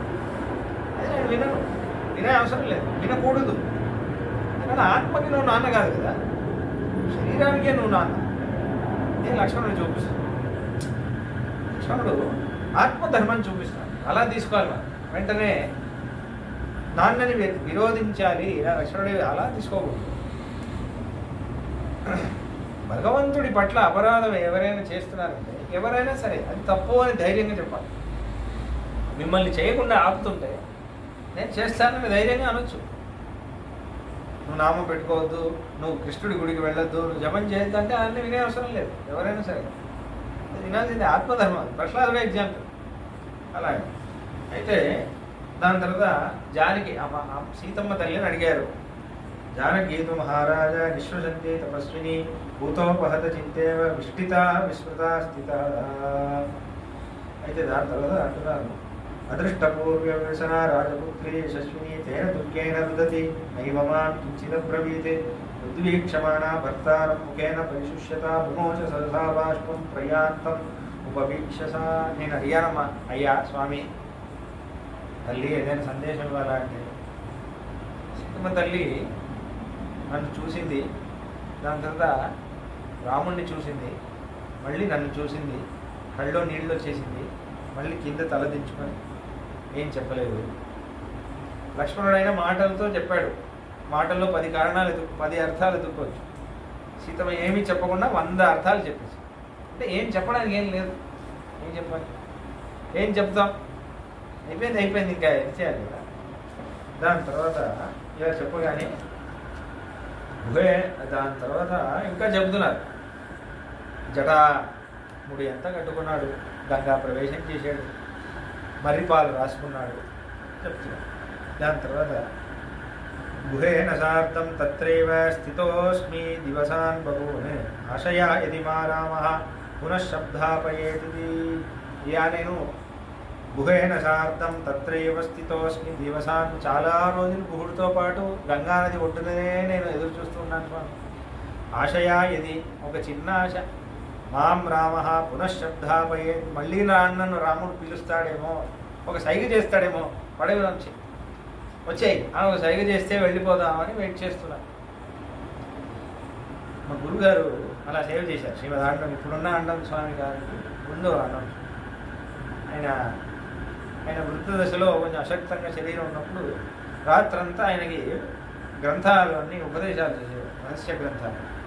ఇప్పుడు మా గురువు గారు మాత్రం ఆండం స్వామి పడుకున్న గదిలోనే కింద పడుకునేవారు, ఆయన మంచంలో పడుకునేవారు, కింద పడుకునేవారు. అయితే అల్పశంకి చిన్న, అంటే శౌచాలయం అది వెళ్ళాల్సిన రాత్రి, మధ్యరాత్రిలో వెళ్ళాల్సిన పరిస్థితి వచ్చినప్పుడు ముకుందా అని పిలుస్తారు. మా గురుగారి పేరు ముకుంద. నేను ముకుందా అని పిలిచాను, అడిగాను, ఉన్నాను అంటే పడుకోరట, పడుకోరు. అలా ఎన్నో రాత్రులు అలానే గడిపారు, పడుకోకుండా. ఆ తర్వాత మా గురుగారు నడుస్తున్నప్పుడు వారు రెండు భుజాలు పట్టుకొని ఇలా మెల్లగా ఇలా మా గురువుగారే తీసుకెళ్ళేవారు. అందరూ శౌచం చేశాక వారు ఆచమనం అది ఇది శౌచం అదంతా చేసుకొని మళ్ళీ వారిని మంచంలో పడుకోబెట్టారు. ఆశ్చర్యంగా సేవ, ఎందుకంటే అలా ఉండాలి, అప్రమత్తంగా ఉండాలి. సేవ ఎప్పుడు సేవ ఇస్తే అప్పుడు చేద్దాం. మీరు పిలిచారు కానీ నాకు వినపడలేదు అలా ఉండకూడదు. సేవ కైంకర్యానికి అది లక్షణం. దాని తర్వాత ఒక ముఖ్యమైన విషయం అంటున్నాను, స్వామి నేను బయలుదేరి వస్తున్నానా, విషయేతే మహారాజ మహావ్యసనకర్షితాః రామవ్యసనకర్షితాః అపివృక్ష పరిమ్లానాః సుపుష్పాంకురకోరకాః. విషయేతే మహారాజా, దశరథ మహారాజా, ఉన్న చెట్లన్నిటికీ కూడా మీరే రాజు, ప్రభు మీరే, మొత్తం కోసల దేశానికి ప్రభు కదా, మొత్తం భూమికే. విశ్వాగూణాం ఇదం భూమి సశైలమనకారణ అంటాడు రాముడు కిష్కిందా కాదు వాలిదో, మొత్తం భూమి ఇక్ష్వాకు వాళ్ళు. కాబట్టి చెట్లు పక్షులు అన్నీ దశరథుడికే సొంతం. విషయేతే, మీకు చెందిన విషయాలు, చెట్లు అవన్నీ. చైత్రమాసం నడుస్తుంది కదా ఇప్పుడు, చైత్ర శ్రీమాన్ యమ్మాస అంటే ఇప్పుడు కాదు, రామాయణంలో చైత్రమాసం నడుస్తుంది. చైత్ర శ్రీమాన్ యమ్మాస పుణ్య పుష్పిత కానన అని అంటారు. ఇప్పుడిప్పుడే పువ్వులన్నీ వికసిస్తుంటాయి, చాలా అందమైన మాసం చైత్రమాసం. ఈ మాసంలో రాముడి పట్టాభిషేకం చేద్దామని అప్పుడే నిర్ణయం తీసుకున్నారు. చైత్రమాసంలో పువ్వులన్నీ వికసిస్తాయి. కానీ సుమంత్ర స్వామి అంటున్నారు, వారు తిరిగి రథంలో వస్తున్నప్పుడు విషయేతే మహారాజా రామం వ్యసనకర్షిత, రాముడి వ్యసనం, రాముడు లేడు అనే కష్టంలో రామ వ్యసనానికి ఇంకో అర్థం కూడా ఉంది. రాముడు కష్టపడుతున్నాడే అని చెట్లన్నీ కష్టపడుతున్నాయి. కష్టపడి రామ వియోగం అయిందే, రాముడు విడిచి వెళ్ళిపోయాడే అని. వృక్షాలు కూడా, చెట్టు కూడా, చిన్న చిన్న చెట్టు కూడా సపుష్పాంకుర కోరకాః, అప్పుడే ఒక చెట్టు నాటారు, ఆ చెట్టు ఎండిపోయి చచ్చిపోతుంది. కోరకాః, మొగ్గలన్నీ అప్పుడప్పుడే వస్తున్నాయి, అది కూడా వాడిపోతున్నాయి. సపుష్పాః, మంచి మంచి వికసించిన పూలు, అది కూడా చనిపోతుంది. ఎందుకు? పరిమ్లానాః అంటే ఇదైపోతుంది. ఎందుకు? రామం వ్యసనకర్షితాః, రాముడు లేడే నా దుఃఖంలో అలా అయిపోతుంది. అంటే ఒక ధర్మాత్మ నిజంగా ఒక ప్రదేశం విడిచి వెళ్తే ఇవన్నీ జరుగుతాయి. నిజంగా ఒక మంచి వైష్ణవుడు పురాణాల్లో ఉన్నాయి, అష్టాక్షర జపం చేసేవాడు, ప్రతిరోజు 1,00,000 సార్లు అష్టాక్షర జపం చేసేవాడు. వారు ఊళ్ళో అడుగు పెట్టగానే ఆ ఊరికి చెందిన మహారాజా ఆయన పూజనం అంతా చేస్తే ఆ ఊర్లో ఏదైనా రోగాలు ఉంటే పోతాయి, ఊర్లో పుష్పాలన్నీ వసిస్తాయి. రామాయణంలో చూసాం బాలకాండలో విశిష్టంగా కాలు పెట్టగానే వర్షం పడింది, అలా జరుగుతుంది. అయితే ఉపతప్తోదక నద్య పల్వలాని సరాంశి చ పరిశుష్క పలాశాని వనాని ఉపవనాని చ వనాలు ఉపవనాలు అన్నీ వాడిపోతున్నాయి. నచ సర్పంతి సర్వాణి వ్యాలాజ ప్రతరంచి చ ఏది జంతువులన్నీ నడవట్లేదు, అలానే కూర్చుంటున్నాయి. బతుకున్నాయా చచ్చిపోయా తెలియట్లేదు, అలానే కూర్చుంటున్నాయి. ఏనుగులు అలానే కూర్చుంటున్నాయి, సింహాలు అలానే కూర్చుంటున్నాయి. ఏదో దుఃఖం. లీన పుష్కర పత్రాశ్చ నద్యశ్చ కలుషోదకా నదులు సరయూ నది పుష్కరిణి ఇవన్నీ ఉప్పొంగుతున్నాయి, ఉడుకుతున్నాయి. వేడికి ఆవిరవుతున్నాయి నీళ్లు. స్టవ్లో వేడి చేస్తే ఎలా అవుతుంది అలా అవుతున్నాయి నీళ్లు. వేడికి తాపం భరించలేక అలా అయిపోతుంది. జలజాని చ పుష్పాని మాల్యాని స్థలజాని చ పుష్కరిణి మొత్తం ఖాళీగా ఉంది. ఒక తామర పూలు లేవు, ఏమీ లేవు. అత్రోద్యానాన్ని శూన్యాన్ని ప్రహీల విరహరాని చ అందరూ నడుస్తారే, సాయంకాల వేళలో అందరూ సంచరిస్తారు, ఎవరు కనిపించట్లేదు, ఎవరు బయటికి రావట్లేదు. ప్రవిశంతం అయోధ్యాన్న కశ్చిత్ అభినందతి నరా రామమ పశ్యంతో నిశ్వసంతి ముహుర్ముహు. ఇలా ఏడుస్తూ ఉన్నారు అందరూ. దేవరాజ రథం దృష్ట్వా వినారామ అని వాళ్ళందరూ ఏమేమి అడిగారు అవన్నీ చెబుతున్నారు. దాని తర్వాత నా మిత్రాణం చ మిత్రాణం, రాముడి తోటి చాలా క్లోజ్ ఫ్రెండ్స్ కూడా ఎంత దుఃఖం ఉందో, అయోధ్యలో చివరిగా ఉన్నవాడికి కూడా అంతే దుఃఖం ఉంది. అందరూ రాముడు లేడు రాముడు లేడు అని ఏడ్చేవాళ్ళే, దుఃఖంగా ఉండేవాళ్ళు. దాని తర్వాత అంటున్నారు కైకేయ్య వినియుక్తేన. అయితే దాని తర్వాత ఇప్పుడు ఇవన్నీ విని దశరథ మహారాజా మాట్లాడుతున్నారు. సూతస్య వచనం శ్రుత్వా వాచా పరమదీనయా బాష్పోపహతయా సూతం ఇదం వచనమబ్రవీత్. కైకేయ్య వినియుక్తేన పాపా విజన భావయ మయా న మంత్రకుశలైర్వృద్ధైః సహ సమర్థితం. తప్పు నాదే సుమంత్ర. కైకేయి ఏదో చెప్పింది అనే నేను వెంటనే నిర్ణయం తీసేసుకున్నాను. నేనేం చేయాల్సింది? సరే, ఇదంతా సులభమైన నిర్ణయం కాదు, నువ్వు ఏదైనా చేసుకో.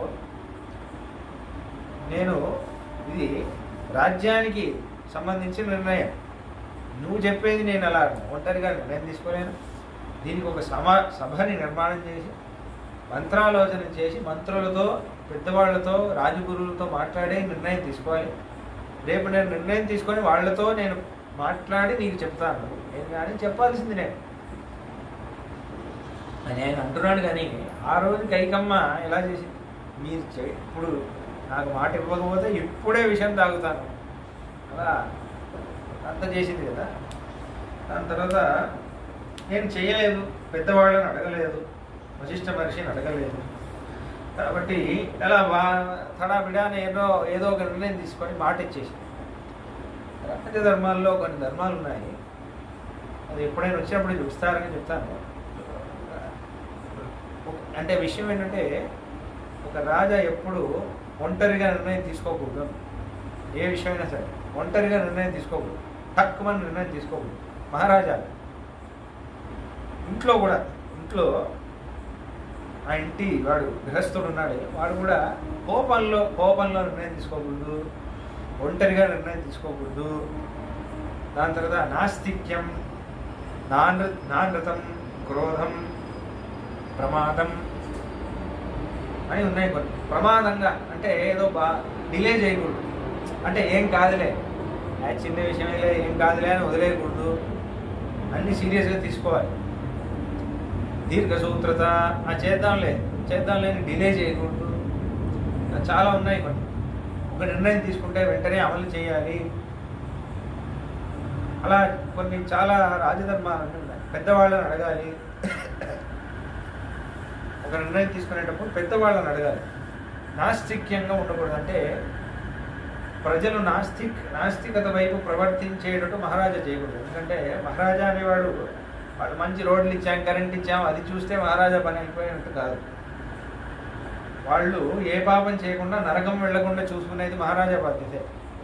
వాళ్ళు నరకం వెళ్ళేటట్టుంటే వాడికి కూడా వస్తుంది కొంచెం ఫలితం. ఎందుకంటే వాడి రాజ్యం సరిగ్గా లేదు కాబట్టి.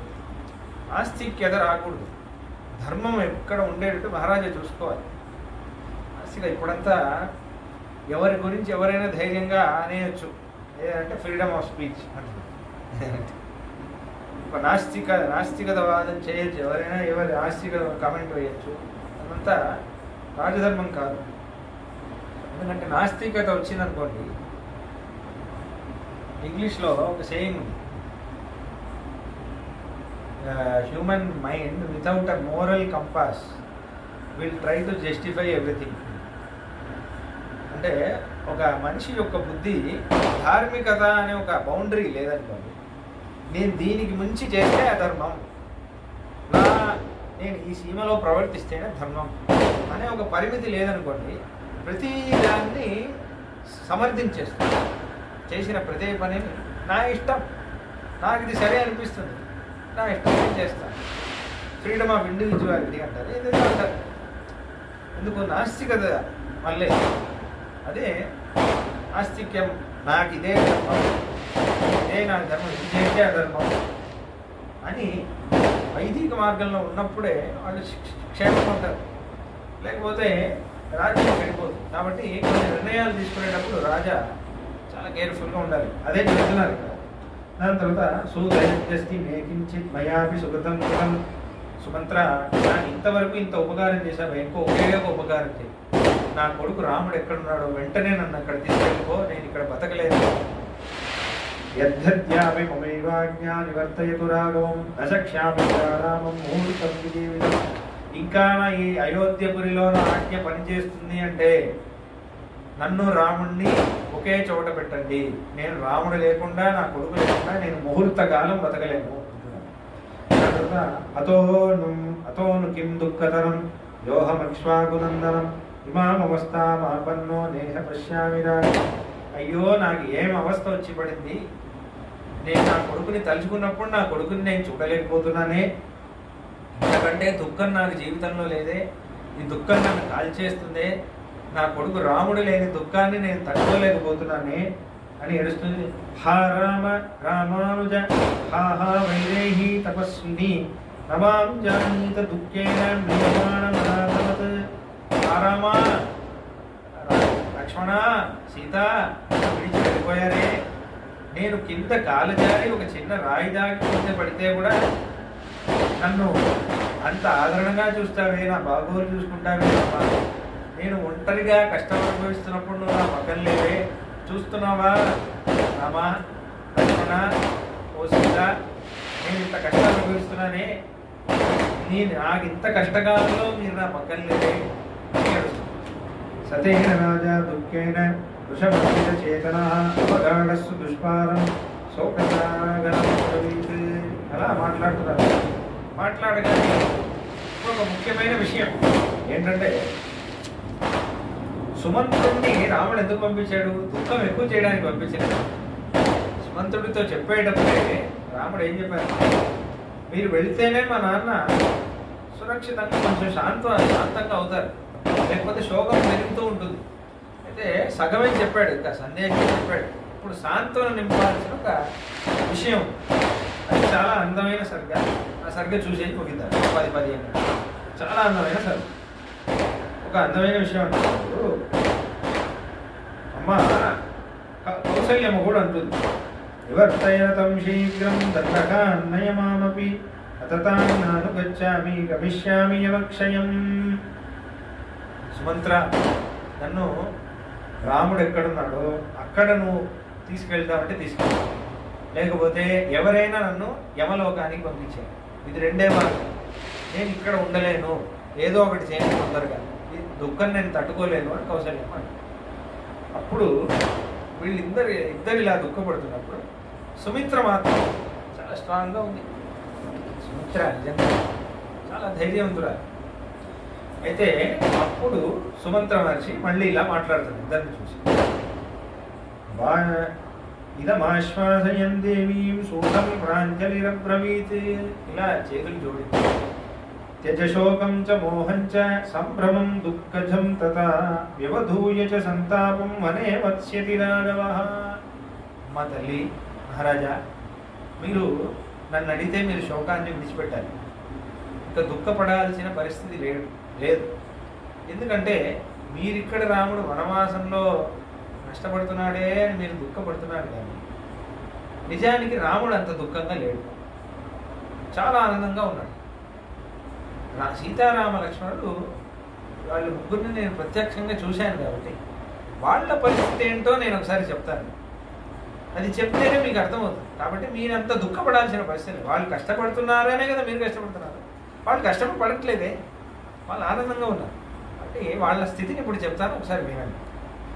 లక్ష్మణశ్చాపి రామస్య పాదౌ పరిచరన్ వనే ఆరాధయతి ధర్మజ్ఞః పరలోకం జితేంద్రియః.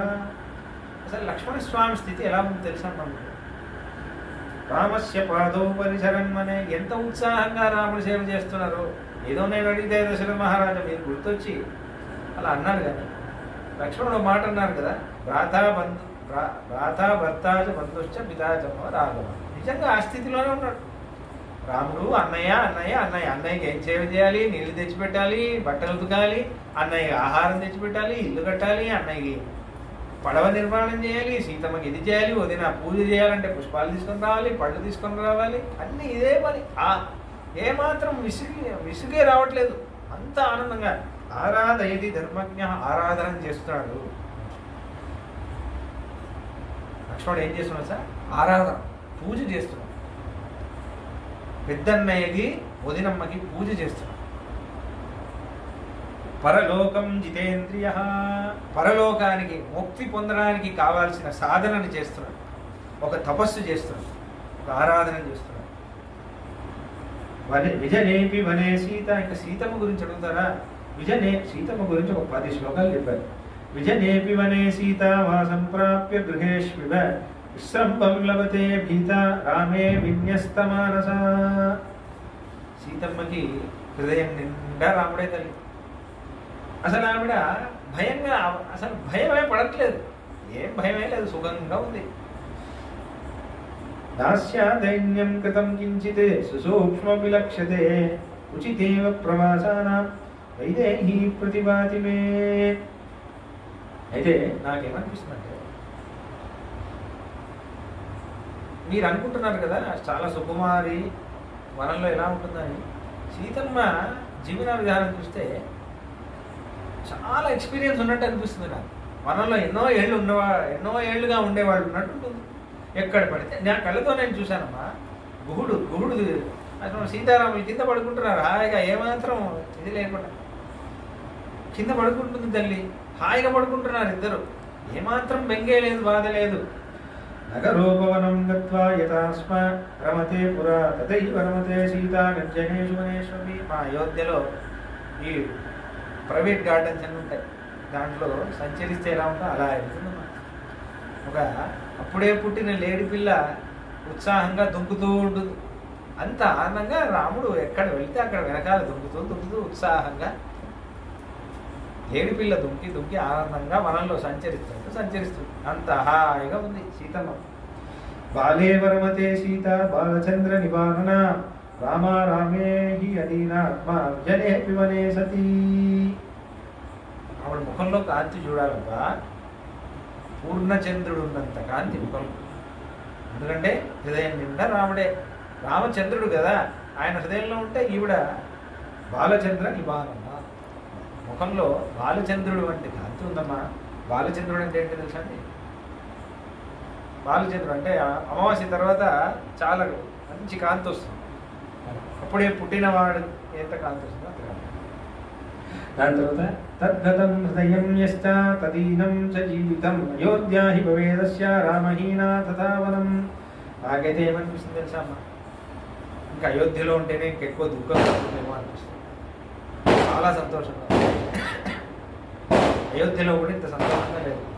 12 ఏళ్ళు ఉండింది కదా, ఇంత సంతోషం నేను అయోధ్యలోనే చూడలేదమ్మా. అంత సంతోషంగా ఉంది. అమ్మయ్య, అత్తగారి టెన్షన్ లేదు. అలా కాదు, ఏంటంటే రాముడితో ఎప్పుడు ఏకాంతంగా ఉంటే గడపలేదు పాపం.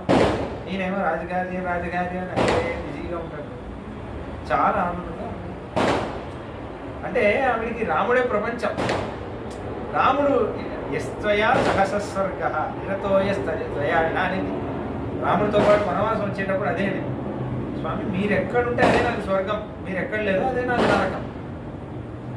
మీరు వనానికి వెళ్ళాలంటే వనం నాకు స్వర్గం, అయోధ్య నరకం అనేది. అదేదో మాట వరుసగా లేదమ్మా, నిజంగా ఆవిడ ప్రవర్తన అలానే ఉంది. ఎంత ఆనందమో ముఖం మొత్తం అంత ఆనందంగా ఉంది. పరిపృచ్చతి వైదేహి గ్రామాంశ్చ నగరాని చ గతిం దృష్ట్వా నదీనాం చ పాదపాన్ వివిధానపి.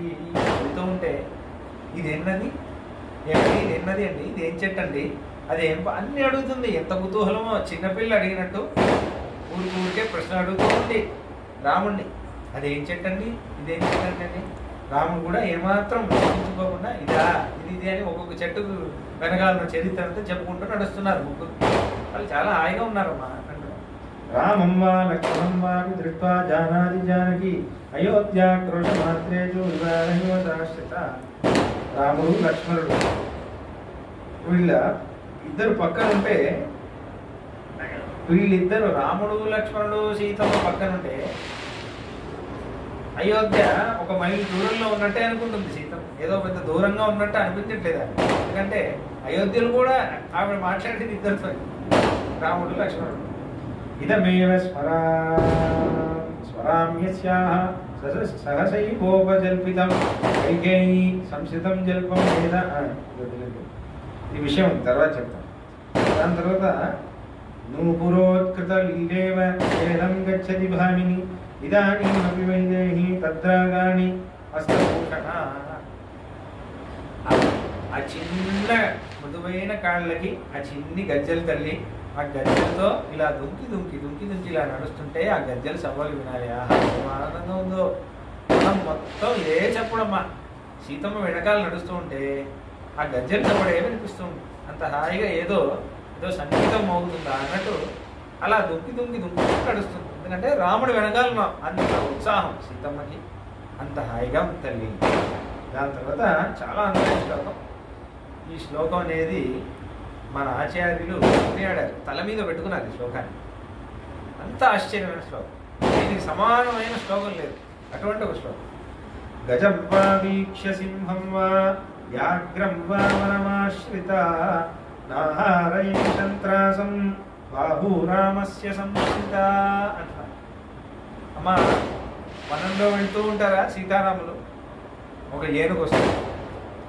ఏనుగు రానివ్వండి, సింహం కానివ్వండి, పులి కానివ్వండి, ఏదైనా కానివ్వండి. గజం వా వీక్ష్య సింహం వా వ్యాఘ్రం వా వనమాశ్రిత, వనంలో ఏదైనా కానివ్వండి. భయపడాలి, సుఖమానంగా ఉండాలి. ఎప్పుడు చూడలేదు ఇవన్నీ, భయపడాలి కదా. కానీ నాహారయతి సంప్రాసం, కొంచెం కూడా అయ్యో నన్ను కాపాడండి అని ఒక జర్క్ కూడా లేదు. ఎందుకు తెలుసా అమ్మా? బాహు రామస్య సంశ్రిత, రాముడు చేయి పట్టుకొని రాముడి భుజం పైన తన తలని ఆనుకుని ఇలా నడుస్తుంది. ఇంకేం దుఃఖం, అంత హాయిగా ఉంది. ఈ శ్లోకాన్ని వేదాంతేశ స్వామి శరణాగతుడి స్థితిని చూపించినప్పుడు అంటున్నాడు. శరణాగతుడు ఎంత నిర్భయంగా ఉంటాడు, పరన్యాసం చేసినవాడు ఇంత నిర్భయంగా. బాహు రామస్య సంశ్రిత, చేయి పట్టుకున్నాడు కదా. ఎందుకంటే ఆచార్య సంబంధం వచ్చింది, మనం నిజంగా సంశ్రితమయ్యాం, సమాశ్రితులం అయ్యాం కదా. శంకుచక్ర లాంఛనమైంది, ఆయన చేతిలో ఉన్న ఆయుధం మనకి ప్రతిష్ఠించాడు. బాహు రామస్య సంశ్రిత అని ఆయన పట్టుకునే చేతిలో ఆయుధాన్ని మనకిచ్చాడు భుజంలో. బాహు రామస్య సంశ్రిత, చేయి పట్టుకున్నట్టే మన చేయి పట్టుకున్నాడు.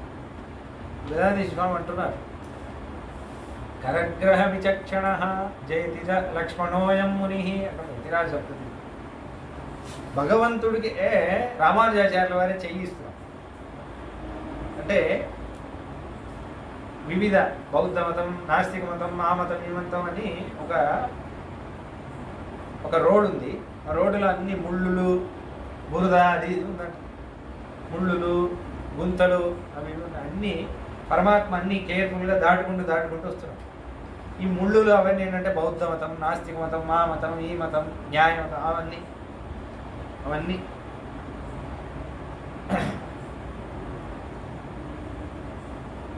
ద్రుహిణతంత్రయంత్రోదరాం దురత్యయతీత్యతతే ద్రుహిణతంత్రయంత్రోదరాం అని వస్తుంది. దాని తర్వాత మాయావాదం మనకు మతం వచ్చింది. అన్నీ మాయా అని చెప్పే మతం ఒకటి వచ్చింది.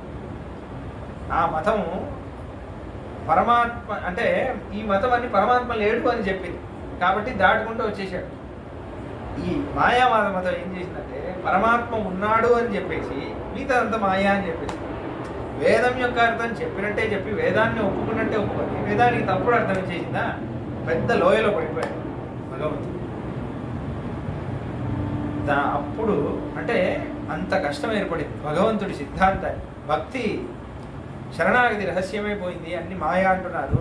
భగవంతుడి మీద భక్తి రావట్లేదు.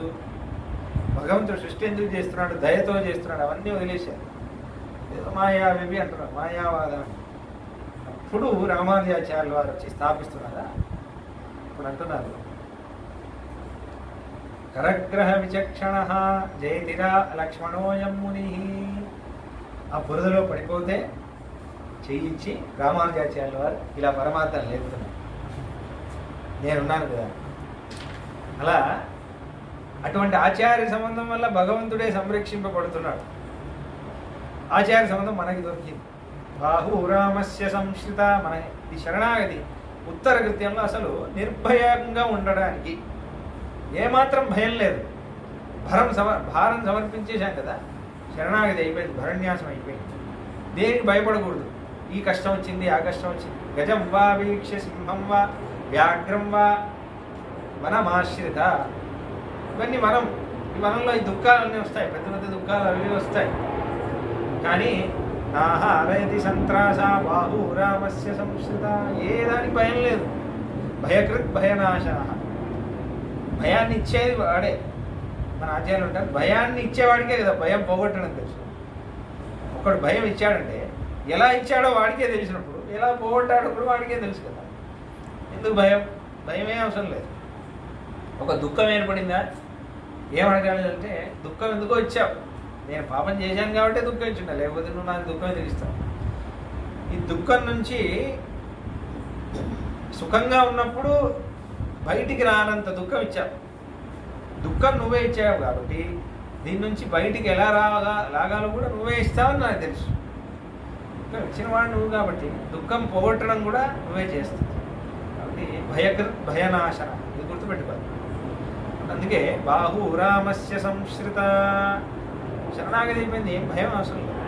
ఇంకే నిర్భరో నిర్భయోస్మి న్యాసశం భరణ్యాసం చేశాక నిజంగా నిర్భరత్వం రావాలి. ముందు భయం పోగొట్టాలి. ఒక ఆవుని దానం చేశారు. ఆవుని దానం చేశాక ఒకటికి దానం చేసేసారు. ఆవునికి దానం చేసేసాక ఆవుకి ఇది చేయి అది చేయి ఇది చేయని విసిగించకూడదు. దానం చేసిన వాడికి ఇంకా ఆవు వాడిది, వాడు చూసుకుంటాడని వదిలేయాలి కదా. అలానే మిమ్మల్ని రక్షించే భారాన్ని వాడికి ఇచ్చేసినప్పుడు ఊడికే వాళ్ళని విసిగించకూడదు. ఇది చెయ్యి అది చేసి పెట్టు, నాకు ఇది కావాలి అది చేస్తాడు. భరణ్యాసం అయిపోయింది కదా, చేస్తాడు. మామదీయం నేను నీకు ఎంకరేజ్ చేయాలి. నాకు ఎంకరేజ్ చేయడానికి ఏదేది ఇవ్వాలో ఇవ్వు, ఏది ఇవ్వాలో నీకు తెలుసు అది ఇవ్వు, అంతే. కామ్యమైన వ్రతం. అందుకే మనం అడిగామనుకోండి అల్పంగా ఉంటుంది. అంటే చికాకు పెట్టిన అది ఒక వైష్ణవ స్వరూపం కాదు, దాసుడి స్వరూపం కాదు. భారం సమర్పించేసి మళ్ళీ ఊరికే ఇది చేశారనుకో బాగుండదు. అలానే బాహురామస్య సంశ్రిత. ఏదైనా భయం ఏర్పడిందా ఈ శ్లోకం చెప్పు. ఏం భయం? మాశుచ అంటున్నాడు కదా, దానికి ఇదే ప్రూఫ్. మాశుచ అంటే భయపడద్దు అని చెప్పాడు. ఎలా భయం పోగొడతాడంటే ఇలా పోగొడతాడు. ఈ శ్లోకం గుర్తు తెచ్చుకోమంటున్నారు వేదాంత. ఎప్పుడైనా భయం వచ్చిందా, దుఃఖం ఏర్పడిందా, గజం వా పెద్ద ఏనుగు లాంటి ఒక దుఃఖం వచ్చింది, సింహం మనల్ని తినేసేటట్టు ఒక దుఃఖం వచ్చింది, వ్యాఘ్రం చూస్తేనే భయం వేసే, దాని గురించి ఆలోచిస్తేనే దుఃఖం వచ్చేంత దుఃఖం వచ్చింది, వరమాశ్రిత. ఇలా సంసారంలో అన్ని దుఃఖాలు. ఆహారమపి ఆహారైతి సంత్రాసం. ఏది భయపడే అవసరం లేదు. బాహురామస్య సంశ్రిత. శరణాగతి అయిపోయింది, ఆయన చూసుకుంటాడు. ఇంకే చర్మ శ్లోకం అని జపం తెలియజేయాలి. ఈ శ్లోకాన్ని తెలియజేయాలి. ఇక్కడ మన సంప్రదాయం తేరవెందు ఆండవన్ ఒక ఆండవం స్వామి నేను చాలా అందంగా ఒక విషయం చెప్తాను. దీనికి వేరే అర్థం చెప్తాను. అమ్మవారి వైభవం చెప్పండి. గజం వా వీక్ష సింహం వా, గజం ఒక ఏనుగు వచ్చింది, లేకపోతే సింహం వచ్చింది, లేకపోతే పులి వచ్చింది అనుకోండి. రాముడు సీతమ్మ భయపడుతుంది అని మా ఆవిడకి భయం కల్పిస్తాడు అని వేటాడడానికి బాణం సంధిస్తే బాహు రామస్య సంశ్రిత అప్పుడు చేయబట్టుకుంది. మన పిల్లలే కదా వదిలేదు. దీనికి వేరే అర్థం, ఇదే అర్థం. ఎందుకంటే కాకాసుడి దగ్గర అలానే చేసింది కదా. కాకాసుడి శరణాగతిలో ప్రాణం తీద్దామంటే కళ్ళతో పాటు వదిలేసింది. కృపయా పర్యపాలయత్. సీతమ్మ యొక్క స్వరూపం చెప్పాడు. హనుమంతుడు రాక్షసుల్ని సంహారం చేద్దామని వచ్చినప్పుడు వదారహణం ప్లవంగవా అని అంటారు. పవనామా శుభానామా వదారహణం ప్లవంగ. ఇదే సీతమ్మ యొక్క స్వరూపానికి అలా చెబితేనే కరెక్ట్గా ఉంటుంది కదా.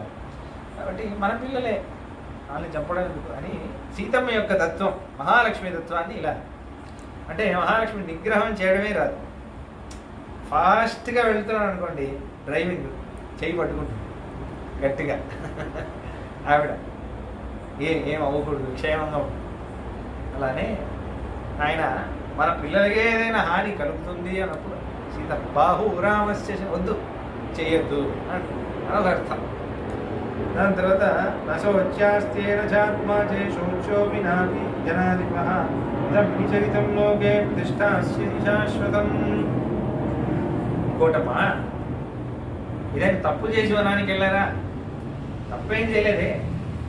ఇది ఉయ్యశోకం పరిపృష్టమానస. చాలా సంతోషంగా ఉన్నారు.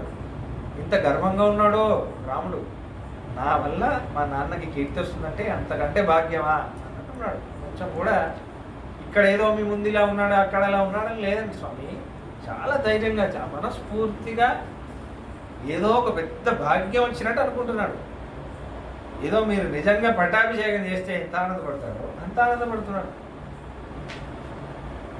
మహర్షియాతే పతి సువ్యవస్థిత వనే రతావన్య పలాశనా పితుః శుభాం ప్రతిజ్ఞాం ప్రతిపాలయంతి.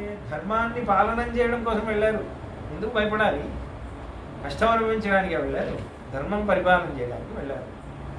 సంకల్పం చేసి మరీ వెళ్తున్నారు. వనవాసం కరిష్యే అని సంకల్పం గురుడు చేశాడు కదా. ఎవరిని చేస్తాడు? ఇంత ధార్మికమైన కొడుకు ఎవరికైనా ఉంటాడు. ఎందుకు భయపడాలి? తథాపి సూతేన సుయుక్తవాదిన. కాబట్టి మీరు భయాన్ని వదిలేయండి. ఎందుకంటే వాళ్ళు కష్టపడతారేమో అనే కదా మీరు కష్టపడుతున్నారు. వాళ్ళు కష్టమే పడట్లేదు, చాలా సుఖంగా ఉన్నారు. చెప్పాలంటే ఇక్కడ ఉంటే కూడా మీరు అంత సుఖంగా చూసుకోలేదు, అంత సుఖంగా ఉన్నారు. కాబట్టి చాలా హాయిగా వాళ్ళు వనవాసం పూర్తి చేసుకొని వస్తారు. ఇంకా నన్ను అడిగితే వాళ్ళని వనవాసం పంపించిందే మంచిది. ఎందుకంటే అంత సుఖంగా ఉన్నారు. కాబట్టి అంత సుఖంగా నేను చూడలేదు. కాబట్టి వాళ్ళు హాయిగా ఉన్నారు, మనం కూడా హాయిగా ఉందాం. దుఃఖం అంతా వదిలేసేయండి. పైన ఇంకా చాలా కార్యాలు అన్నీ ఉన్నాయి, దాని గురించి ఆలోచించండి. రాముడు వచ్చేస్తాడు పదా అని వెళ్ళలేదు కదా అని శాంతం చూస్తాం. తథాపి సూతేన సుయుక్తవాదిన నివార్యమాణ సుతశోకగర్షిత నచైవ దేవి విరరామకూజితాత్ ప్రియేతి పుత్రేతి చ రాఘవేతి చ అని చెప్పగానే కూడా నా కన్నా నా రామా అని అలా ఏడుస్తూ ఇంకా ఉంటుంది కదా. అలా ఉన్నావా నువ్వు సీతాను, అలా ఉన్నావా అని కౌసల్యమ్మ అలా మాట్లాడుకుంటూ దాని తర్వాత సుమంతుడు ఇలా శాంతలు నింపాడు ధైర్యంగా. దాని తర్వాత కౌసల్యమ్మ దశరథతో మాట్లాడాలి. వనం గతే ధర్మరతే రామే రమయతాం వరే కౌసల్యారుతీ చార్తి భర్తారమిదమబ్రవీత్ అని ఇలా మాట్లాడుతుంది. కాబట్టి ఇక్కడ ఇప్పుడు సుమంతుడు శాంతను నింపాడు, సుఖంగా ఉన్నారు అని ఘట్టం దగ్గర ఆపుదాం. ఎందుకంటే ఇక పైన మళ్ళీ శోకం. నెక్స్ట్ సర్గలో దశరథ మహారాజా పరమపదవాసం అవుతుంది. ఆ విషయాన్ని వచ్చేసరికి మంగళం కోసలేంద్రాయ మహనీయ గుణాంతయే చక్రవర్తి తనూజాయ సార్వభౌమాయ మంగళం ఏవమేతత్పురావృత్తం ఆఖ్యానం భద్రమస్తు. శ్రద్ధం బలం విష్ణో ప్రవర్ధతాం కామస్తేషాం జయస్తేషాం కుతస్తేషాం పరాభవః ఏషామిందీవరస్యామో హృదయేషు ప్రతిష్ఠితః काले वर्षतु पर्जन्यः पृथिवी सस्यशालिनी देशोऽयं क्षोभरहितो ब्राह्मणाः सन्ति निर्भयाः कावेरी वर्धतां काले काले वर्षतु वासवः श्रीरङ्गनाथो जयतु श्रीरङ्गश्रीश्च वर्धतां चतुर्मुखैश्वरं कैः पुत्रपौत्रादिशालिने नमः सीतासमेताय रामाय गृहमेदिने जयति यतिराजसूक्तिः जयति मुकुन्दस्य पादुकायुगली तदुभयधनास्त्रिवेदी भवन्त्ययन्तो जयन्ति भुवि सन्तः कवितार्किकसिंहाय कल्याणगुणशालिने श्रीमते वेङ्कटेशाय वेदान्तगुरवे नमः स्वस्ति प्रजाभ्यः परिपालयन्तां न्यायेन मार्गेण महिं महिषाः गोब्राह्मणेभ्यः शुभमस्तु नित्यं लोकाः समस्ताः सुखिनो भवन्तु जय श्रीराम। जय श्रीराम।